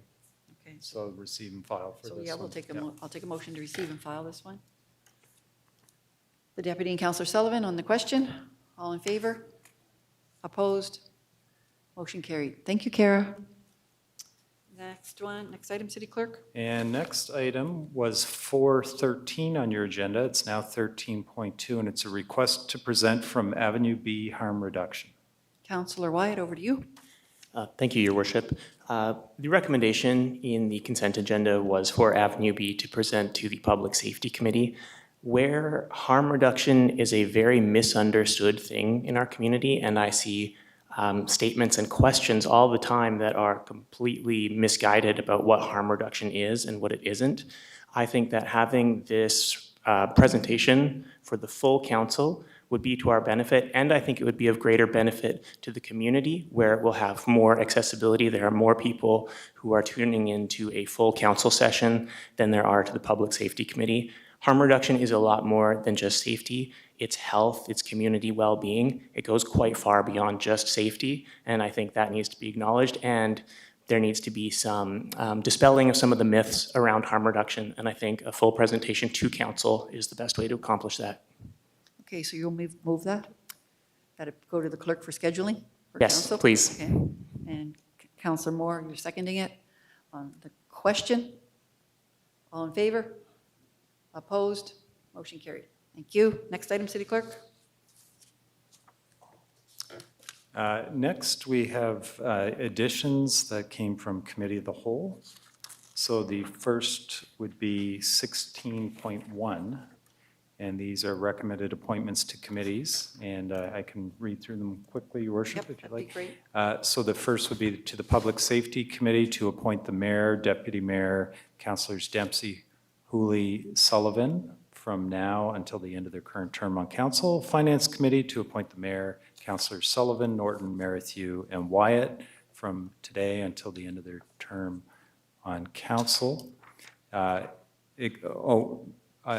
apologize. It's Councilor Sullivan be appointed chair from July 28th, 2026 until May 31st, 2028, and Councilor David Merrithew be appointed chair from June 1st, 2028 until the end of his current term on council.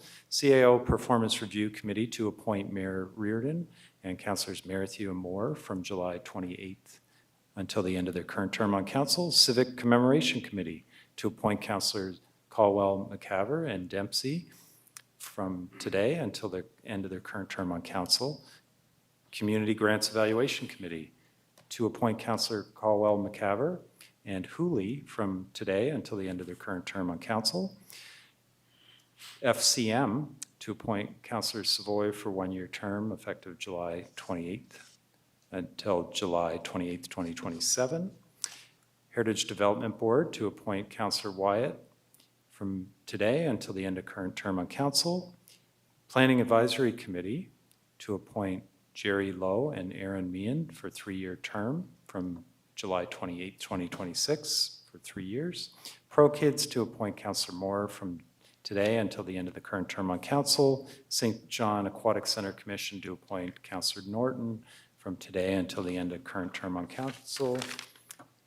St. John Board of Police Commissioners to reappoint Tamara Kelly and Caitlin Dean from August 5th, 2026 to December 31st, 2026.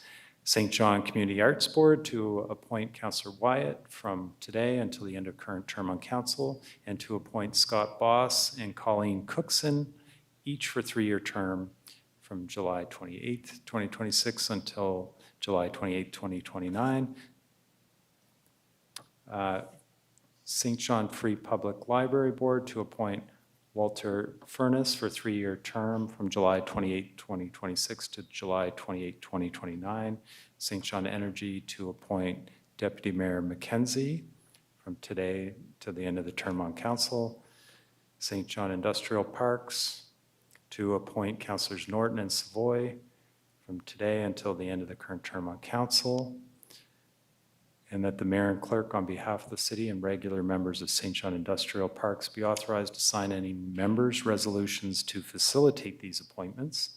St. John Transit Commission to appoint Councilors Caldwell, McCaver, Moore, and Wyatt from today until the end of their current term on council, and to appoint Andras Balaz for a three-year term from July 28th, 2026 to 2029. TD Station Commission to appoint Councillor Hooley from July 28th, 2026 until the end of the term on council.